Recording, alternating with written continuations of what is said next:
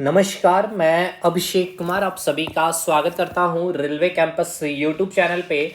तो ALP CBT 2 में हम लोगों ने basic science and engineering drawing की क्लासेस स्टार्ट किए हुए थे। तो बेसिक साइंस में अगर बात किया जाए तो अब हम लोगों का ऑलमोस्ट सिलेबस कंप्लीट है। बेसिक साइंस में क्या बचा हुआ है तो आप देख पा रहे होंगे, एक तो हमारा लीवर मशीन बस बच चुका है और यूनिट मेजरमेंट। तो देखिए, यूनिट मेजरमेंट को मैंने क्या किया था, हर चैप्टर वाइज चैप्टर मैंने उसके हर एक एक टॉपिक का, जैसे कि अगर आपने मास पढ़ा या फिर वेट पढ़ा या फिर इलेक्ट्रिसिटी में आप रेजिस्टेंस के बारे पढ़ा या फिर कंडक्टिविटी के बारे पढ़ा, हर एक टर्म को मैंने वहां पे उसके यूनिट को मैंने मेंशन कर रखा है। तो यूनिट्स एंड मेजरमेंट के लिए आपको टेंशन नहीं लेना, साथ के साथ मैंने डायमेंशनल फॉर्मूला भी बताते चला हूं। लेकिन अभी देखिए, आपका जो पेपर का जो अनाउंसमेंट किया गया एग्जामिनेशन का 19 मार्च, आपके पास समय 28-29 दिन का समय बस बचा हुआ है और इस समय में आपको कंप्लीट रिवीजन भी करना है, मैथ्स, रीजनिंग और complete basic science and engineering drawing भी। तो मैंने इतना आपका करवा दिया है कि आपका जो एग्जामिनेशन का जो डिमांड है वो उसी में कंप्लीट हो जाएगा। फिर भी मैं आपका यूनिट एंड मेजरमेंट में क्लासेस लगाऊंगा। तो अब एक बस टॉपिक बचा हुआ है, लीवर एंड मशीन। बट हम लोगों का एक पार्ट अभी जो बस रह चुका है, हम लोगों का मास वेट डेंसिटी में एक तो डेंसिटी बचा हुआ है और बेसिक इलेक्ट्रिसिटी में हम लोग ट्रांसफार्मर और मैग्नेटिज्म पढ़ के पूरा इलेक्ट्रिसिटी चैप्टर भी खत्म हो जाएगा। तो मास एंड वेट मैं आप लोगों को पहले बतला दूं, क्योंकि काफी स्टूडेंट मैसेज कर रहे थे जो इनरोल हो रखे हैं। देखिए, जब आप एप्लीकेशन देख रहे होंगे तो पहला क्लास में आपका मास वेट डेंसिटी लिखा हुआ है। इट मीन्स इसमें आपका डेंसिटी कवर नहीं है मेरे भाई। देखिए, पहला क्लास हो गया ये आपका, ये दूसरा क्लास है, ये आपका तीसरा क्लास है और ये आपका चौथा क्लास है। ये 4 क्लास में आपका केवल और केवल मास एंड वेट के बारे में पूरा थ्योरी और पूरा कंसेप्ट बताया गया है। क्लियर हुआ, समझ में आया? इसके बाद चौथे क्लास के बाद जब आप 5वां क्लास देखेंगे, छठा क्लास देखेंगे एंड आप जब 7वां क्लास देखेंगे तो यहां केवल आपको प्रैक्टिस करवाया गया है न्यूमेरिकल्स, कंप्लीट न्यूमेरिकल्स, मास और वेट के।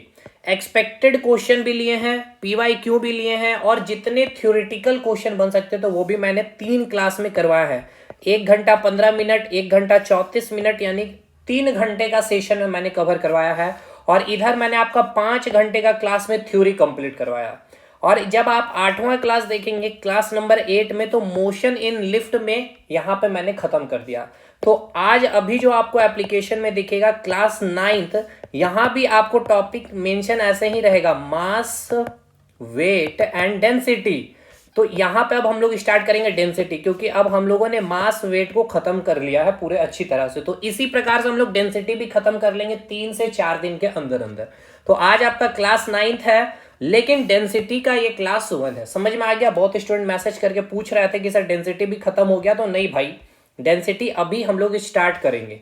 समझ में आ गया? उधर इलेक्ट्रिसिटी में आपका ट्रांसफार्मर बचा हुआ है, आधा घंटा का सेशन वो चलेगा एकदम डिटेल में समझाते हुए, और फिर मैग्नेटिज्म चलेगा, खत्म है आपका इलेक्ट्रिसिटी भी। उधर स्पीड वेलोसिटी खत्म है, वो आपका वर्क एनर्जी पावर खत्म है, ये सारी चीजें हमने खत्म कर रखी है। इंजीनियरिंग ड्राइंग की बात की जाए तो आपका सब कुछ कंप्लीट है। केवल प्रोजेक्शन एंड व्यू में मैं 2 क्लास अभी लेने वाला हूं। आपका उधर ड्राइंग इंस्ट्रूमेंट कंप्लीट हो रखा है, लाइंस कंप्लीट हो रखा है, वो सारी वीडियो अगर आप मेरे पेड स्टूडेंट्स है। देखिए, मैं एक चीज आपको बतला दूं कि जो हमारे एप्लीकेशन से जुड़े हुए हैं, हमारा एप्लीकेशन फोकस स्टडी विद अभी है, तो आप जरूर मेरे को मैसेज करिएगा 7909004902 पे, क्योंकि एप्लीकेशन में आपको ड्राइंग इंस्ट्रूमेंट एंड लाइंस की वीडियो नहीं दिखेगी। जब आप कोर्स को परचेस करेंगे तो इस नंबर पे मैसेज करेंगे, मैं आपको सारा पेड ग्रुप में ऐड कर दूंगा, वहां पे ये दोनों टॉपिक का वीडियो मिल जाएगा।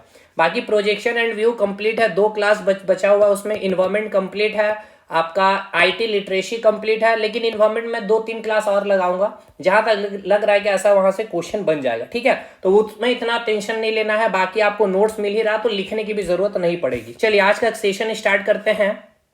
तो डेंसिटी, तो देखिए, डेंसिटी को समझने से पहले कुछ बेसिक चीजें हैं जिसे हमें समझना है। हालांकि मैंने इलेक्ट्रिसिटी के क्लास में समझाया है, बट फिर भी मैं यहाँ पे आपको रिकॉल करवाता हूँ। देखिए, मैंने आपको एक टर्म समझाया था मैटर के बारे में, यानी कि पदार्थ के बारे में है। मैंने क्या बताया था इसके बारे, चलिए एक बार डिस्कशन कर लेते हैं। पदार्थ यानी कि जिसे हम क्या कर रहे हैं, मैटर। मैंने याद करिए आपको बताया था कि ये आपका जो ब्रह्मांड है, यानी कि ये जो आप यूनिवर्स की जो बातें कर रहे हैं, यूनिवर्स क्या है आपका, केवल दो चीजों से मिल करके ही बना हुआ है। एक तो है आपका मैटर और एक है आपकी एनर्जी। ठीक है, याद आ रहा है कुछ मेरे भाई? पहले क्लास को याद करिए इलेक्ट्रिसिटी की। तो ये यूनिवर्स आपका दो चीजों से ही मिलकर के बना हुआ है, एक है मैटर और एक है आपकी एनर्जी यानी कि ऊर्जा। तो बात कर रहे हैं हम लोग मैटर की। तो अगर आप किसी को भी पदार्थ कह रहे हैं तो किसे आप पदार्थ कहेंगे? यानी आपके आसपास जो भी चीजें रखी हुई है जिसको आप फील कर पा रहे हैं, आपकी जो सेंस है यानी कि पांच जो सेंस है, आप उन पांचों अंग अंग से क्या कर सक रहे हैं, उसको फील कर पा रहे हैं, तो उसको आप क्या कहते हैं? पदार्थ कहते हैं। ठीक है, लेकिन इसका एग्जैक्ट डेफिनेशन जब आप साइंस में एनसीईआरटी पढ़ेंगे तो आप किसे मैटर कहते हैं, तो इसके लिए दो कंडीशन सेटिस्फाइड करनी होती है। अगर ये दोनों कंडीशन सेटिस्फाइड हो गई है तो आप उसे पदार्थ कह सकते हैं। जैसे कि अगर यहाँ पे मैं एक आपका स्टोन रख दूं, ये आपका एक स्टोन है, ठीक है, या फिर मैं इसे कह देता हूं ये आपका एक ब्रिक्स है, ठीक है ना, ये आपका एक ईंट है, ये क्या है आपका एक ब्रिक्स है। तो ये ब्रिक्स क्या है, एनर्जी है या फिर मैटर है? तो डिसाइड कैसे होगा? सबसे पहला कंडीशन ये सेटिस्फाइड होना चाहिए कि हम पदार्थ उसे कहेंगे जिसका अपना क्या होना चाहिए भाई, कुछ ना कुछ द्रव्यमान होना चाहिए, यानी क्या होना चाहिए, कुछ ना कुछ उसका अपना मास होना चाहिए। ठीक है, अब मास क्या होता है याद करिए, क्वांटिटी ऑफ मैटर। जैसे ये ईंट की अगर बात कर ली जाए तो इसका अपना कुछ ना कुछ तो मास होगा ही होगा। जैसे कि मान के चलते हैं इसका मास 2 kg है। अब ये 2 kg जो ईंट का जो आप मास कह रहे हैं, इसका मतलब क्या है समझिएगा, मैं आपको समझाऊंगा। इससे पहले हम लोग दूसरा कंडीशन देखते हैं। दूसरा कंडीशन ये होना चाहिए, एक तो इसका क्या होना चाहिए, अपना मास होना चाहिए, दूसरा क्या होना चाहिए, वो कुछ ना कुछ स्पेस ऑक्युपाई कर रही होगी। ठीक है ना, यानी वो क्या करेगा, आपका स्पेस ऑक्युपाई यानी कि स्थान छेकेगी। तो अगर आप ईंट को कहीं भी रखेंगे तो क्या वो कुछ ना कुछ स्पेस ऑक्युपाई करेगी? बिल्कुल, ये स्थान छेकेगी। यानी कि पहला कंडीशन भी सेटिस्फाइड कर रहा है ये ईंट, और ये दूसरा कंडीशन भी सेटिस्फाइड कर रहा है। इसका मतलब ये कि ये जो ईंट है आप इसे क्या कह सकते हैं, अब आप पदार्थ कह सकते हैं। आप इसको देख पा रहे हैं, छू पा रहे हैं, इसलिए आप इसको पदार्थ नहीं कर रहे हैं। आप इसको क्यों कह रहे हैं पदार्थ? क्योंकि इसका अपना कुछ मास है और इसने क्या किया है, कुछ स्थान को छेका है। अब जैसे कि मैं एग्जांपल दे दूं आपको एयर की, यानी मैंने क्या कहा, हवा की बात की है। अब ये हवा को तो आप देख नहीं पा रहे हैं, ठीक है, ना ही आप छू पा रहे हैं। इट मीन्स क्या, ये एनर्जी हो गया अब आपका, क्योंकि भाई ब्रह्मांड में दो चीजें हैं, एक तो आपका या तो पदार्थ होगा या फिर एनर्जी है। अब हवा को हम देख नहीं पा रहे हैं, छू नहीं पा रहे, इट मीन्स ये पदार्थ नहीं है ना। लेकिन इसको हम हवा को पदार्थ कहेंगे कि नहीं कहेंगे, हम ये दो कंडीशन को चेक करेंगे, तब जाकर के हमें रिजल्ट मिलेगा कि ये पदार्थ है या नहीं है। तो चलिए हवा में चेक करते हैं कि अगर आप कोई भी बलून जब आप ले रहे होते हैं तो बलून आपका इस प्रकार से होता है। जब आप इसमें एयर फिल अप कर देते हैं तो यही बलून क्या हो जाता है, इस प्रकार से आपका इतना बड़ा हो जाता है। तो जब इसका अगर आप वेट मेजर करेंगे तो इसका क्या कोई मास होगा? मान के चलिए अभी जो मास है ये m1 है। जब आपने इसके अंदर एयर फिल कर दिया है तो अब इसका मास कुछ ना कुछ तो इंक्रीज देखने को मिलेगा, यानी इसका अपना कुछ मास आ गया। किस कारण मास आया? हवा फिल करने के कारण। क्लियर है? तो भाई मास बढ़ा कैसे? जब इसके अंदर हवा आया, यानी हवा का मास होगा। बिल्कुल।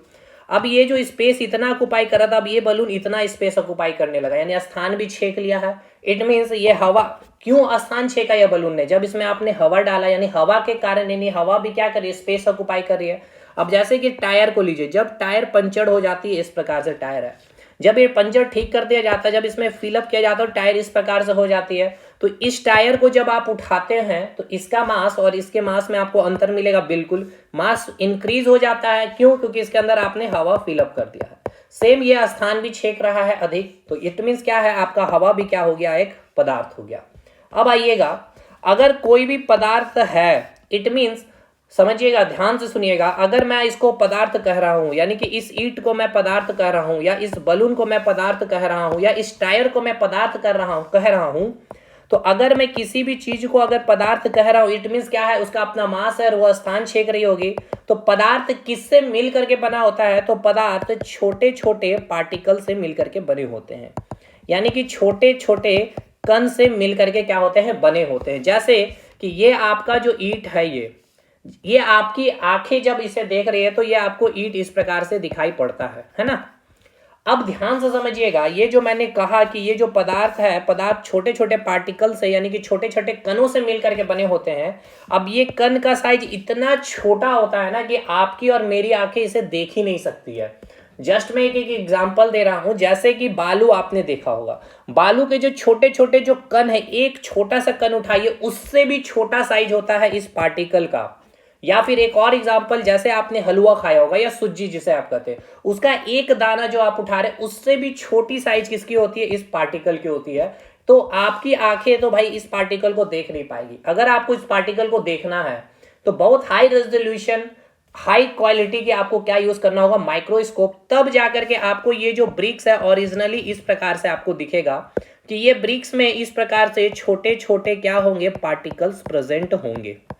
ठीक है मेरे भाई, क्या होंगे, इस प्रकार से छोटे छोटे पार्टिकल्स मौजूद आपको मिलेंगे, इस प्रकार से मिलेंगे।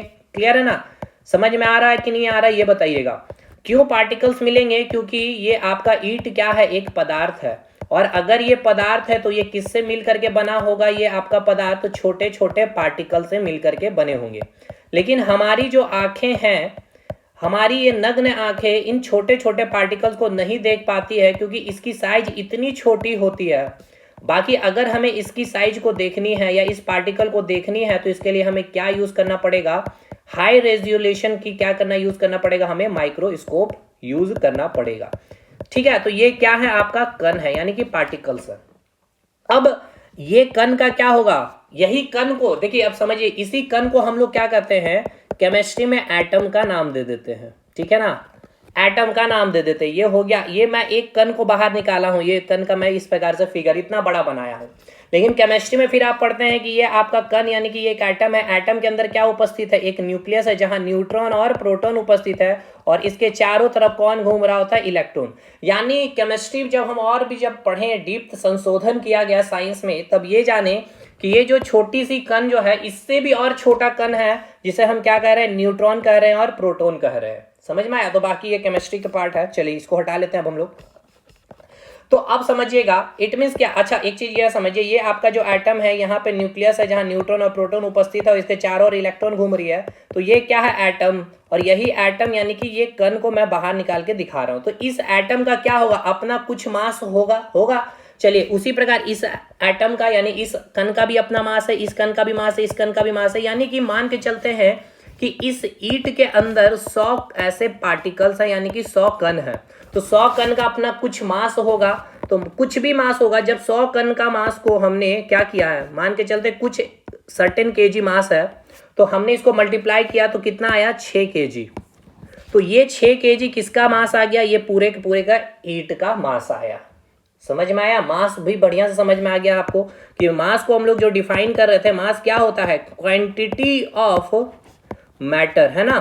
यानी पदार्थ की मात्रा को, पदार्थ की मात्रा मतलब पदार्थ किससे मिलके बना है, छोटे छोटे कण। तो ये जो कण की जो मात्रा है, कितने मात्रा, 100, और 100 कण की जो मास होगी वो पूरे ईंट का मास होगा। अब इस ईंट को आप उठा करके चंद्रमा पे चले जाइए, धरती पे आ जाइए, समुद्र के नीचे चले जाइए, बुध ग्रह पे चले जाइए, बृहस्पति ग्रह पे चले जाइए, क्या ये कण में कोई कमी आएगी, नहीं। यानी कि ये 100 के 100 कण होंगे जहां भी चले जाइएगा। इसलिए मास कभी भी चेंज नहीं होती, लेकिन वेट चेंज होती है, क्योंकि वेट में क्या आ जाता है, मास इंटू जी, और जी की वैल्यू क्या होती है, चेंज होती है। क्योंकि जी किसके ऊपर डिपेंड कर रहा होता है, mass of planet on radius of planet. अगर अर्थ में है तो अर्थ का मास लेंगे और अर्थ की रेडियस लेंगे। अगर आप बुध ग्रह पे चले जाएंगे तो मास का, बुध का मास कुछ और होगा और उसका रेडियस भी कुछ होगा, इसलिए जी की वैल्यू चेंज हो जाएगी, और जी की वैल्यू जहां चेंज हो गई तो वेट भी चेंज हो जाएगा। चलिए ये तो हो गया, मास वेट को मैंने थोड़ा और आपको प्रैक्टिकली फील कराने की कोशिश की। चलिए इससे अब आगे निकलते हैं अब हम लोग।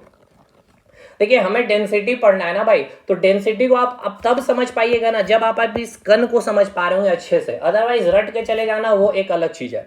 अब यहां तक चीजें क्लियर है। हमने ये बताया सर कि ब्रह्मांड में केवल 2 चीजें ही है, एक तो है आपका पदार्थ और एक है आपकी एनर्जी। पदार्थ हम किसे कहेंगे, जिसे आप देख सक रहे हैं, जिसे आप छू सक रहे हैं, नहीं। जो अपना कोई मास रख रहा होगा, जिसका अपना कोई द्रव्यमान होगा, और अगर वो स्थान छेद रही है, ये दो कंडीशन सेटिस्फाइड, यानी कि वो क्या हो जाएगा, आपका पदार्थ हो जाएगा।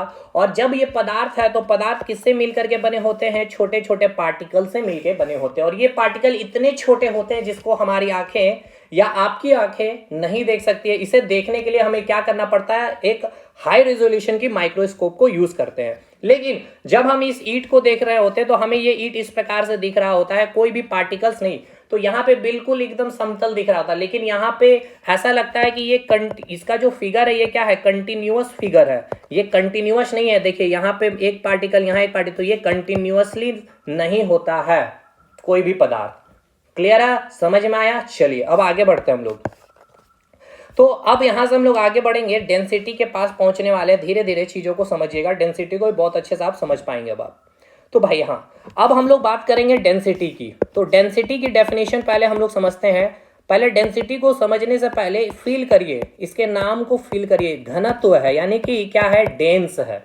डेंस यानी कि घनत्व मतलब क्या है, घना, यानी कि डेंस। तो आप लोग डेली लाइफ में यूज करते एक वर्ड घना जंगल है ना। क्या है, घना जंगल है, यानी क्या है, डेंस फॉरेस्ट बोलते हैं कि नहीं भाई, घना जंगल है। घना जंगल आप कब बोलते हैं, जैसे यहाँ पे इस क्षेत्र में ये एक जंगल है और एक आपका ये जंगल है।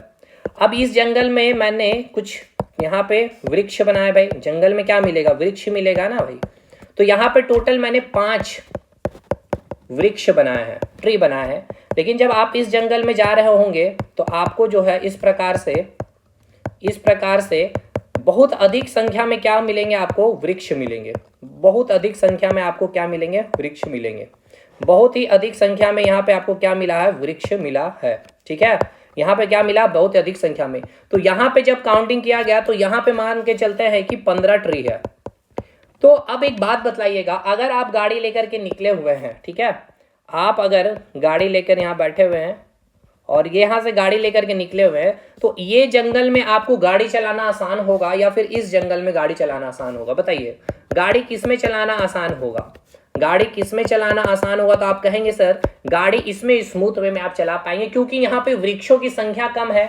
यानी उसी प्रकार से जैसे कि ये कोई आपका एक ईंट है, मान इसको हटाइए, ऐसे मान के चलिए ये आपका एक ईंट है और यहाँ पे सेम एक और ईंट है, सेम ईंट है। मैंने बोला भाई इसकी वॉल्यूम मैंने, अच्छा एक चीज और समझिए, जैसे कि मैं एक वर्ड यूज करूंगा वॉल्यूम, यानी कि मैं इसको कहूंगा आयतन, है ना। मैं इसको क्या कर रहा हूं, आयतन क्या होता है, लंबाई गुना चौड़ाई गुना ऊंचाई, है ना। जैसे कि अगर 3D में मैं दिखाना चाहूं तो देखिए ये क्या हो गया, इसकी लंबाई हो गई है भाई, ये क्या हो गई है, इसकी हाइट हो गई है, और ये क्या हो गई, इसकी चौड़ाई। तो इसका गुणनफल क्या कहलाता है, आयतन कहलाता है। ठीक है, तो लंबाई गुना चौड़ाई गुना ऊंचाई, यानी कि दोनों ईंट की जो लंबाई गुना चौड़ाई गुना ऊंचाई जो है मैंने इक्वल लिया। चलिए मैं कोशिश कर रहा हूँ फिगर सेम बनाने की ताकि और भी अच्छे से आपको समझ में आ पाए। ये रहा आपका सेम फिगर। तो इसकी वॉल्यूम V1 है, इसकी वॉल्यूम V2 है, यानी कि V1 इक्वल्स टू V2 है। ठीक है ना, V1 इक्वल्स टू V2 है। अब इस ईंट के अंदर मैंने जो पार्टिकल्स दिखाए हैं, या इसके ईंट के अंदर जो पार्टिकल उपस्थित हैं, ये पार्टिकल की जब आप देखेंगे तो इसको आप देख पा रहे हैं इस प्रकार से, और जब इस ईंट में देखेंगे तो पार्टिकल आपको इस प्रकार से मौजूद है। ठीक है ना, इस प्रकार से पार्टिकल्स आपको मौजूद है। तो आप बताइएगा पहले कि कौन से ईंट में आपको पार्टिकल की संख्या बहुत अधिक मिलेगी, या फिर आपको देखने में किस में सबसे अधिक लग रहा है पार्टिकल की संख्या, यानी कि कणों की संख्या किसमें अधिक है। यानी कि जिस प्रकार से मैं वृक्ष की संख्या पूछ रहा था ना, ये क्या है आपका कण है, ये क्या है आपका एक पार्टिकल्स है, ये क्या आपका पार्टिकल्स है, ये ईंट है, और ये भी क्या है आपका सेम ईंट है, और ये भी क्या है आपका कण है, यानी कि ये क्या है आपका एक पार्टिकल्स है। तो आप इसमें क्या देख रहे हैं कि इसमें जो पार्टिकल्स की संख्या है, ये पार्टिकल की संख्या 20 है, और इसमें जो पार्टिकल की संख्या आप देख रहे हैं 200 है। तो अब एक बात बताइए कि ये एक रूम में 20 लोगों को रहना है, यानी रूम का साइज सेम है, और यही रूम सेम रूम में यहाँ पे 200 लोगों को रहना है, किसमें रहने में तकलीफ होगी, सिंपल सी बात, इसमें तकलीफ हो। क्यों, क्योंकि यहाँ पे जो पार्टिकल है बिल्कुल सटे सटे हैं, यानी यहाँ पे जो लोग सोएंगे 200 बिल्कुल चिपक चिपक करके सोएंगे, लेकिन यहाँ पे जब ये लोग सोएंगे तो आराम से स्पेस लेकर के सो पाएंगे। तो यहाँ पे पार्टिकल एक दूसरे से टच भी नहीं कर रहा होगा, आराम से इनके पार्टिकल के बीच में, यानी कणों के बीच में देखिए स्पेस है, और यहाँ का स्पेस काफी कम है। समझ में आया। इसीलिए अगर मैं इसको क्या कहूंगा, हाईली डेंस, इसको मैं क्या कहूंगा, हाईली डेंस। यानी कि यहाँ का जो घनत्व है यहाँ उच्च घनत्व है कंपैरेटिवली इससे, यहाँ पे क्या है लो डेंसिटी है यानी कि निम्न घनत्व है, यानी अधिक घनत्व। आपको समझ में आया कि नहीं? एक बात बतलाइए, मैं दो जब भी वर्ड यूज करूंगा इसका मतलब आपको, मैं देखिए इसको सिंप्लीफाई भी किया जा सकता था लेकिन मैं साइंटिफिक वे में आपको समझाना चाह रहा हूं कि जब भी मैं वर्ड यूज करूं लो डेंसिटी है ना, या फिर मैं कहूं हाई डेंसिटी है, तो आपको दिमाग में ये वर्ड नहीं आना चाहिए। मेरे कहने का मतलब ये है कि आपके माइंड में ये आना चाहिए कि यहाँ पे जो कण होगी, कण की संख्या क्या होगी, ये आपके माइंड में आना चाहिए। यानी कि नंबर ऑफ पार्टिकल्स क्या होंगे यहाँ पे, नंबर ऑफ पार्टिकल्स क्या होंगे यहाँ पे, कम होंगे, यानी कि संख्या क्या होगी, कम होगी। कणों की संख्या क्या होगी, मैं यहाँ लिख दे रहा हूँ, कम होगी। कणों की संख्या क्या होगी, कम होगी, यानी कि लो नंबर ऑफ पार्टिकल्स क्या होगी, लो होगी। लेकिन यहाँ पे कणों की संख्या क्या होगी, अधिक होगी। कणों की संख्या क्या होगी, यहाँ पे कणों की संख्या क्या होगी भाई, अधिक होगी। तो ये आपको माइंड में आना चाहिए कि जब भी मैं लो डेंसिटी कह दूं या हाई डेंसिटी कह दूं, हिंदी में लो डेंसिटी को क्या होगा, निम्न घनत्व, ठीक है, और इसे हम कहेंगे उच्च घनत्व। तो जब भी निम्न घनत्व या उच्च घनत्व की बात होगी, अगर मैं उच्च घनत्व कह रहा हूं यानी कि नंबर ऑफ पार्टिकल्स जो है यहाँ पे, नंबर ऑफ पार्टिकल्स जो है यहाँ पे काफी अधिक होंगे। समझ में आ गया? यानी कि हाईली डेंस, हाईली घना जंगल है भाई, तो यहाँ वृक्षों की संख्या बहुत अधिक है, और लो डेंस जंगल है, लो डेंस फॉरेस्ट है, यानी कि यहाँ पे वृक्षों की संख्या काफी कम है। समझ में आया डेंसिटी? यानी अब आपने याद देख लिया कि वॉल्यूम तो सेम है, यानी कमरे का साइज तो सेम है, तो इसमें क्या था कि जो रहने वाले जो लोगों की संख्या थी ठीक ठाक थी, और यहाँ पे जो रहने वाले लोगों की संख्या थी बहुत अधिक थी। तो अगर बात किया जाए ये रूम का साइज, जैसे मैं यहाँ पे ले रहा हूँ, ये सेम ईंट को मैं बता रहा हूँ, ये आपका एक रूम है, ठीक है। ये रूम की जो साइज है, इसमें अगर 10 लोग रहते हैं, ठीक है ना, यानी कि 10 पीपल्स अगर रहते हैं तो कोई दिक्कत नहीं है, आराम से। अगर इसी रूम में अगर 10 से कम लोग आ जाएंगे, 5 लोग आ जाएंगे, ठीक है, या फिर इसी रूम में अगर 15 लोग आ जाएंगे, तो अब समझिएगा, देखिए जैसे ही 10 लोग से कम हो गए यानी कि कण की संख्या कम हो गई, तो यहाँ पे क्या हो जाएगा, आपका लो डेंसिटी हो जाएगा, और यहाँ पे क्या हो जाएगा, हाई डेंसिटी। मतलब अकॉर्डिंग टू जो वॉल्यूम, एक 10 लोगों के लिए ये रूम बना हुआ था, होता है ना एक स्टैंडर्ड साइज, लेकिन 10 से कम लोग रह रहे हैं यानी कि वहां पे हम उसको क्या कहेंगे, लो डेंसिटी, और 10 से ज्यादा लोग रह रहे हैं यानी कि वहां का डेंसिटी क्या हो जाएगा, अधिक हो जाएगा। अब आइए एक बार डेंसिटी का हम डेफिनेशन पढ़ते हैं, तब आपको और भी अच्छे से चीजें समझ में आएगी। देखिए डेंसिटी का डेफिनेशन क्या लिखा गया है, समझिएगा। डेंसिटी यानी कि घनत्व एकांकी आयतन में। अब ये क्या है इसको भी समझाता हूं मैं। देखिए डेफिनेशन में जो चीजें लिखी है वो आपको समझ में आ पाए तो मैं यहाँ पे लिख देता हूं। जैसे मैं मान के चल रहा हूं कि कोई एक वॉल्यूम है, जैसे मैं ले रहा हूं 100 वॉल्यूम, ठीक है ना, 100 वॉल्यूम है। 100 वॉल्यूम में यानी कि ये जो आपका एक जो ईंट है, इसका जो वॉल्यूम है, ठीक है ना, इसका वॉल्यूम कितना है, 100 मीटर क्यों है, इसका वॉल्यूम कितना, 100 मीटर क्यों है। और इसके अंदर जो उपस्थित ये जो कण आप देख पा रहे हैं, ये कणों की संख्या कितनी है, ये यानी कि ये जो पार्टिकल्स है उपस्थित, इसमें पार्टिकल्स की जो संख्या है वो है 5000। समझ में आया? कितना है, 5000 है, यानी कि 5000 पार्टिकल्स हैं। समझिएगा, ये 5000 पार्टिकल्स है, कण है ना, 5000 क्या है आपके पार्टिकल्स हैं, 5000 क्या है, कण है। तो 5000 कण का मास को जब आप जोड़ेंगे तो ये टोटल ईंट का आपको मास मिल जाएगा कि नहीं मिलेगा, बताइए, मिल जाएगा। यानी कि अगर इस 100 मीटर क्यूब वॉल्यूम में अगर 5000 कण रह रहे हैं, या ऐसे समझिए 5000 लोग रह रहे हैं, तो इस रूम का कितना मास हो जाएगा, जितना 5000 का मास होगा लोगों का होगा, जितना 5000 कण का मास होगा। यानी कि 100 मीटर क्यूब वॉल्यूम में अगर 5000 मास है, ठीक है, तो अगर मैं चाहूं 1 यूनिट यानी कि एकांकी आयतन में अगर मैं पूछूं, या फिर यूनिट वॉल्यूम में पूछूं, यानी कि 1 मीटर क्यूब में अगर पूछूं, जैसे कि यहां पर मैं लिख दे रहा हूं 100 मीटर क्यूब, ठीक है। तो मीटर क्यूब किसका ऐसा यूनिट होता है भाई, वॉल्यूम की। तो एक यूनिट में अगर मैं निकालूं तो 5000 मास अपन क्या हो जाएगा, 100 मीटर क्यूब। तो ये आपका क्या आ जाएगा, 50, ठीक है ना, 50 मास, 50 पर मास मीटर क्यूब। अब एक बात बतलाइए, ये मास क्या हो गया, मास है, और ये मीटर क्यूब किसको रिप्रेजेंट कर रहा है, यानी ये वॉल्यूम को रिप्रेजेंट कर रहा है। तो ये जब आप 1 मीटर यानी क्या, सॉरी समझिएगा, 1 मीटर क्यों यानी क्या है, ये आपका यूनिटी वॉल्यूम में आपने निकाल लिया वैल्यू, यानी कि एकांकी आयतन में आपने निकाल लिया वैल्यू को। यानी एकांकी आयतन में जब भी आप क्या करेंगे, एकांकी आयतन में जो भी इस ईंट में जो भी उपस्थित जो द्रव्यमान का वैल्यू जो निकालेंगे उसको आप घनत्व कहेंगे। ठीक है, तो घनत्व का फॉर्मूला हम लोग क्या क्या लिखते हैं, ये हो गया आपका डेंसिटी इक्वल्स टू, ये मास हो गया अपन, ये आपका वॉल्यूम हो गया। समझ में आया? यानी एकांकी आयतन में, यूनिटी वॉल्यूम में, यानी एकांकी आयतन में उपस्थित द्रव्यमान को घनत्व कहते हैं। मास present in unity volume is called density. चलिए देखिएगा यहाँ पे वही चीज को लिखा गया है, आप देखिएगा समझिएगा अच्छे से। एकांकी आयतन में उपस्थित द्रव्यमान को क्या कहते हैं, घनत्व कहते हैं। कई बार हम लोग फॉर्मूला जैसे याद रखते हैं कि डेंसिटी इक्वल टू होता है मास अपन वॉल्यूम, तो डेंसिटी जो होता है रेशियो ऑफ मास और वॉल्यूम का होता है, ये भी हम लोग डेफिनेशन में लिख लेते हैं। लेकिन एग्जैक्ट देखा जाए तो 100 वॉल्यूम में अगर 5000 मास है तो मैं यूनिट आयतन में निकाल रहा हूं, यानी कि यूनिट वॉल्यूम में निकाल रहा हूं। तो ये आपका अगर यूनिट वॉल्यूम में यानी कि एकांकी आयतन में जो भी आप मास निकालेंगे, यानी उपस्थित मास जो निकाल रहे होंगे, वो क्या कहलाएगा, आपका डेंसिटी कहलाएगा। बताइए समझ में आया? मास present in unit volume is called density. Mass present in unit volume is called density. भाई ये सिंपल है, जैसे कि 10 पेन का दाम 100 रुपए है, ठीक है ना, तो एक पेन का दाम कितना हो जाएगा, 100/10 यानी कि 10 रुपया होगा ना। सेम वही चीज मैंने यहां पर किया है, आपने मैथ्स भी पढ़ रखा होगा। ठीक है, चलिए भाई, तो यहां आपको समझ में आया, यानी कि 100 यूनिट जो वॉल्यूम है, यहां पे मास कितना है, 5000 मास है।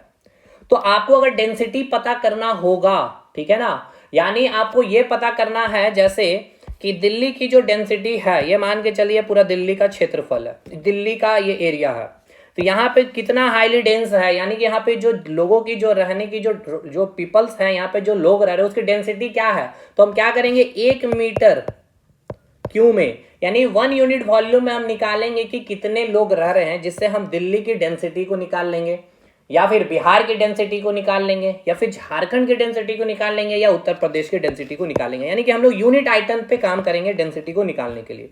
समझ में आया? तो 100 वॉल्यूम में हमें पता है कितना मास है, 5000 मास है, तो 1 यूनिट वॉल्यूम में हमें निकालना है, तो 1 यूनिट वॉल्यूम में हम निकाल लेंगे आराम से, 5000 अपन 100 कर देंगे, और यही क्या कहलाएगा, आपका डेंसिटी कहलाएगा। यानी एकांकी आयतन यानी कि यूनिटी वॉल्यूम में जो उपस्थित यानी कि मास जो प्रेजेंट होता है उसे हम क्या कहते हैं, डेंसिटी कहते हैं। अब इसकी एसआई यूनिट क्या हो जाएगी, ये हो गया आपका केजी, वॉल्यूम क्या हो जाएगा, मीटर क्यूब, यानी कि केजी पर मीटर क्यूब, इसकी क्या हो जाएगी, वॉल्यूम हो जाएगी। अब आइए डूबने वाला केस को समझते हैं। जैसे कि ये आपका कोई एक बीकर है, अब इसमें हमने क्या कर दिया है, पानी डाल दिया। ठीक है, ये क्या डाल दिया मैंने भाई, ये मैंने पानी डाल दिया इसके ऊपर, इसके अंदर मैंने पानी डाला। अब समझिए, सबसे पहले समझिएगा ये क्या है, आपका पानी है, यानी ये क्या है, आपका वाटर है ना, ये क्या है, आपका वाटर है। तो पानी क्या है, एक पदार्थ है। पहले कैसे आपने पता कर लिया पदार्थ है भाई, क्योंकि इसका अपना एक मास होता है, यानी कि इसका अपना द्रव्यमान है, और दूसरा ये स्पेस ऑक्युपाई करती है। जैसे यहाँ अभी आपके पास ये आपका एक बाल्टी है, ये खाली बाल्टी है, जैसे इसमें आपने पानी डाल दिया है, अब इसको आप उठाइएगा तो बाल्टी भारी लगेगा। क्यों भारी लगा, आपने पानी डाला, तो पानी के कारण यहाँ पे मास आ गया, यानी पानी का मास होगा।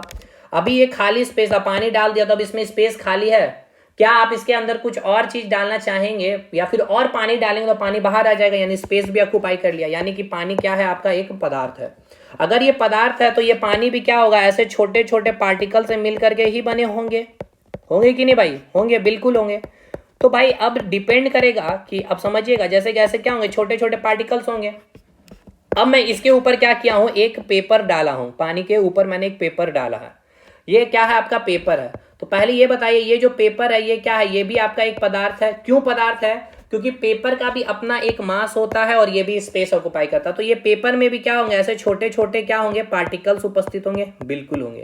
तो जब आप पेपर को समझिएगा, जब आप पेपर को, यानी यहां मैं लिख दे रहा हूं P फॉर पेपर, जब आप इस पेपर को इस पानी में आप डुबाते हैं, और मैं एक फिगर और बना लूं इस प्रकार से, एक बीकर में और ले रहा हूं, यहां पे भी मैंने पानी फिलअप कर रखा है। ठीक है, यहाँ पे भी मैंने पानी फिलअप कर रखा है, और जस्ट इसके अंदर मैं एक आपका स्टोन, ये हो गया आपका स्टोन, ठीक है। स्टोन को जैसे मैं डालूंगा तो ये स्टोन डूब जाएगा इस प्रकार से, ये स्टोन यहाँ आ जाएगा, ठीक है। ये स्टोन डूब करके यहाँ आ जाएगा, लेकिन ये जो पेपर है यूं ही आपका यहाँ पर क्या करेगा, ये आपका फ्लोट करेगा, यानी कि यहाँ पे क्या करेगा, तैरेगा। यहाँ पे क्या करेगा, ये जो पेपर है आपका, ये पेपर आपका तैरेगा, यानी ये क्या करेगा आपका, तैरेगा, यानी क्या करेगा, ये फ्लोट करेगा। और ये जो स्टोन है ये क्या कर जाएगा, डूब जाएगा, यानी कि ये क्या हो जाएगा, सिंक हो जाएगा। अब इसके कंसेप्ट को समझिएगा कि ये जो पेपर है ये तैर क्यों रहा है और ये जो स्टोन है ये डूब क्यों जा रहा है, इसके कंसेप्ट को मैं समझाना चाह रहा हूँ। देखिए ये भी क्या पानी है, तो इसमें भी क्या होंगे, ऐसे छोटे छोटे पार्टिकल्स उपस्थित होंगे, होंगे कि नहीं भाई, बिल्कुल होंगे। और ये स्टोन है तो स्टोन का भी मास है भाई, उठाने में कुछ तो भार लगेगा ना, और कहीं भी रखिएगा तो स्पेस ऑक्युपाई करेगा, यानी इसमें भी क्या होंगे, ऐसे छोटे छोटे पार्टिकल्स उपस्थित होंगे। अब समझिएगा, अब ये पहला केस को मैं समझा रहा हूं, ध्यान से समझिएगा। जैसे ये आपका क्या है, पानी है, ठीक है, ये क्या है, पानी है, ये क्या है आपका, पानी है, और ये क्या है आपका, पेपर है, ठीक है, ये क्या आपका पेपर है। ध्यान से समझिएगा, पानी में अगर आप पानी का कंपैरिजन करते हैं पेपर से, दोनों क्या है भाई, दोनों क्या है आपका, पदार्थ है। अगर दोनों पदार्थ है तो किससे मिलके बना होगा, छोटे छोटे कणों से, यानी यहाँ पे भी क्या होंगे, इस प्रकार से छोटे छोटे कण उपस्थित होंगे, ठीक है, इस प्रकार से छोटे छोटे कण उपस्थित होंगे, और यहाँ पे भी क्या होंगे, छोटे छोटे कण उपस्थित होंगे। लेकिन आप एक चीज गौर करिएगा कि पेपर में अगर देखते हैं तो इसका मास, इतना तो आप कॉमन सेंस लगा सकते हो, और पानी का मास किसका ज्यादा होगा ये बताइए, तो मास m2 यानी पानी का मास ज्यादा होगा। ऐसा इसीलिए होता है, क्यों, क्योंकि इसमें जो पार्टिकल्स हैं, यानी इस पानी के अंदर जो पार्टिकल्स हैं, ये पार्टिकल्स जो होते हैं ना बहुत ही सटे सटे होते हैं। सटे सटे होने के कारण इसमें कण की संख्या क्या होती है, यानी कि पार्टिकल्स की संख्या बहुत अधिक होती है। जैसे कि एग्जांपल, इसमें कण की संख्या 100 है, और यहाँ पे जो कण होते हैं ये थोड़े स्पेस होंगे, इनके बीच में एक गैप होगा, इसके बीच जो फोर्स ऑफ अट्रैक्शन है वो थोड़ा वीक होता है, और यहाँ पे फोर्स ऑफ अट्रैक्शन यानी आकर्षण बल बहुत ही अधिक लग रहा होता है। देखिए ये बहुत डिटेल पार्ट है, जब हम मैटर चैप्टर पढ़ते हैं केमिस्ट्री में और फिजिक्स में भी पढ़ते हैं, तो मैंने पढ़ाया, ग्रुप डी के साइंस बैच में भी पढ़ाया, एलपी के भी जब CBT 1 के बैच हमने कराए, तो वो अगर आप होंगे या आप उस बैच में आप यहाँ भी इनरोल लिए तो आपको समझ में आ रहा होगा, क्योंकि उसको तो उतना खोलेंगे नहीं ना भाई, वहाँ मैंने 12-13 क्लासेस मैंने लिए हैं। तो खैर यहाँ पे समझिएगा, तो यहाँ पे क्या है भाई, यहाँ पे कण की संख्या कम है, कण की संख्या कितनी है, 10 है। अब यहाँ 10 का मास है, यहाँ पे 100 का मास है, तो सिंपल सी बात है, पानी क्या कैसा होगा, मास ज्यादा होगा।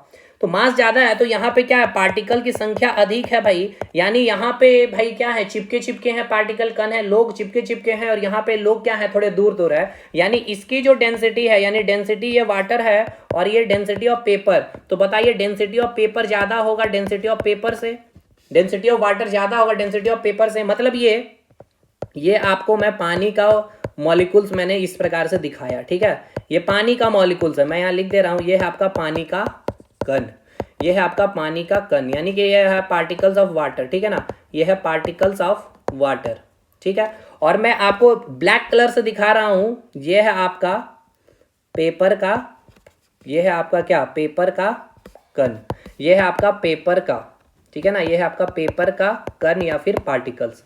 तो अब इसकी जो डेंसिटी होगी ये काफी कम है, डेंसिटी ऑफ पेपर, और इसकी जो डेंसिटी है बहुत ज्यादा है, डेंसिटी ऑफ वाटर। तो इसके कारण यहाँ पे ये जो पार्टिकल है ना बिल्कुल चिपके चिपके हैं, जैसे कि पानी का पार्टिकल ऐसे चिपका चिपका हुआ, ठीक है।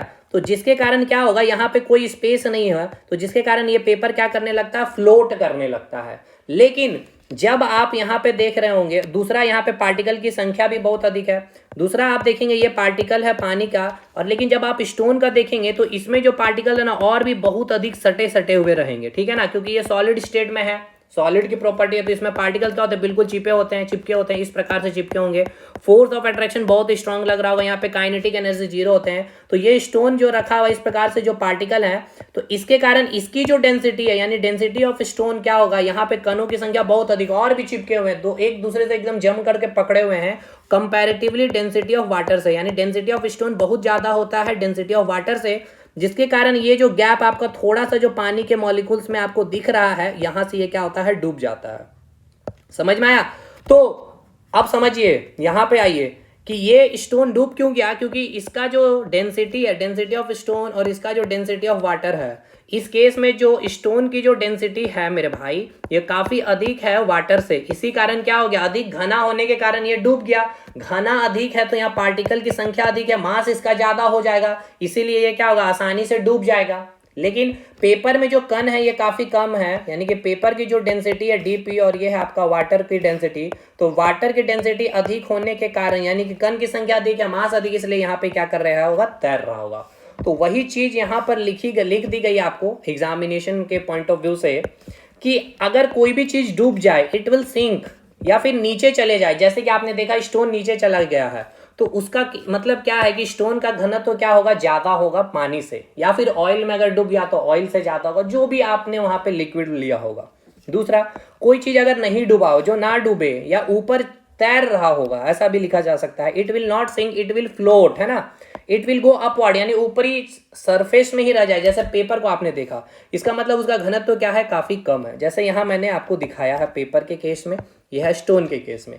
तो स्टोन क्या हो गया, डूब गया। क्यों डूब गया, क्योंकि डेंसिटी ऑफ स्टोन बहुत अधिक है कंपैरेटिवली डेंसिटी ऑफ वाटर से। लेकिन जो पेपर है वो डूबा नहीं, क्योंकि जो डेंसिटी ऑफ वाटर है वो बहुत अधिक है डेंसिटी ऑफ पेपर से। तो पानी में जो लोग चिपके चिपके हैं, तो इसका मास अधिक है इससे, इसलिए इसको उठा के रखा हुआ। हालांकि बायंसी फोर्स का कंसेप्ट हम लोग आगे पढ़ेंगे, तो अभी मैं बायंसी फोर्स को यहाँ इंट्रोड्यूस नहीं करना चाह रहा हूँ, इसीलिए यहाँ पे मैं आपको इस प्रकार से पार्टिकल के कंसेप्ट में समझाना चाह रहा हूँ। और यहाँ पे जो पार्टिकल है, इसका जो मास है इसके पार्टिकल से कम होने के कारण ये आके डूब गया। भाई सिंपल सी बात है ना, जो मोटा आदमी उसको धक्का दे देगा, तो इसका मास यहाँ पे ज्यादा हो जा रहा, कणों की संख्या अधिक, इसलिए इसको धक्का देके नीचे आ जा रहा। ये ऑलरेडी कम है, ये स्ट्रांग, इसलिए इसको ऊपर में उठा करके रखा हुआ। समझ में आ गया यहाँ तक चीजें। चलिए भाई आगे बढ़ते हैं हम लोग। तो ये हो गया भाई पूरा डेंसिटी का कंसेप्ट। अब एक और मैं आपको इसका एग्जांपल देता हूँ डेंसिटी का। जैसे आपने बचपन में जरूर खेला होगा कि ये आपका एक बलून है, ठीक है, ये आपका एक बलून है, ये आपका नॉर्मल बलून है, ठीक है ना, नॉर्मल बलून है ये आपका। और एक आपने क्या किया है, बलून लिया है ये, और इस बलून में आपने हीलियम गैस भर दिया, ठीक है ना। कौन सा गैस भर दिया है, हीलियम गैस भर दिया। तो आपको क्या देखने को मिलेगा, जब तक आप इस बलून को पकड़ के रखते हैं हाथ से, ठीक है, तब तक आपके हाथ में रहेगी। आप जैसे इसको छोड़ेंगे तो ये क्या हो जाएगा, आपका नीचे गिर जाएगा, ठीक है, ये क्या होगा, आपका नीचे गिर जाएगा। लेकिन इस जैसे ही बलून को आप छोड़ेंगे तो ये बलून क्या हो जाएगा, ऊपर चला जाएगा। ये क्या हो जाएगा, ऊपर चला जाएगा। आप समझिएगा, देखिए ये बलून है यहाँ पे, अब यहाँ पे क्या है आपका, एयर है, हवा है ना, ये क्या है, हवा है, यहाँ भी क्या है आपका, हवा है, ठीक है। ये क्या हो गया आपका, हवा है, ये क्या है आपका, हवा है, यानी ये क्या है आपका, एयर है।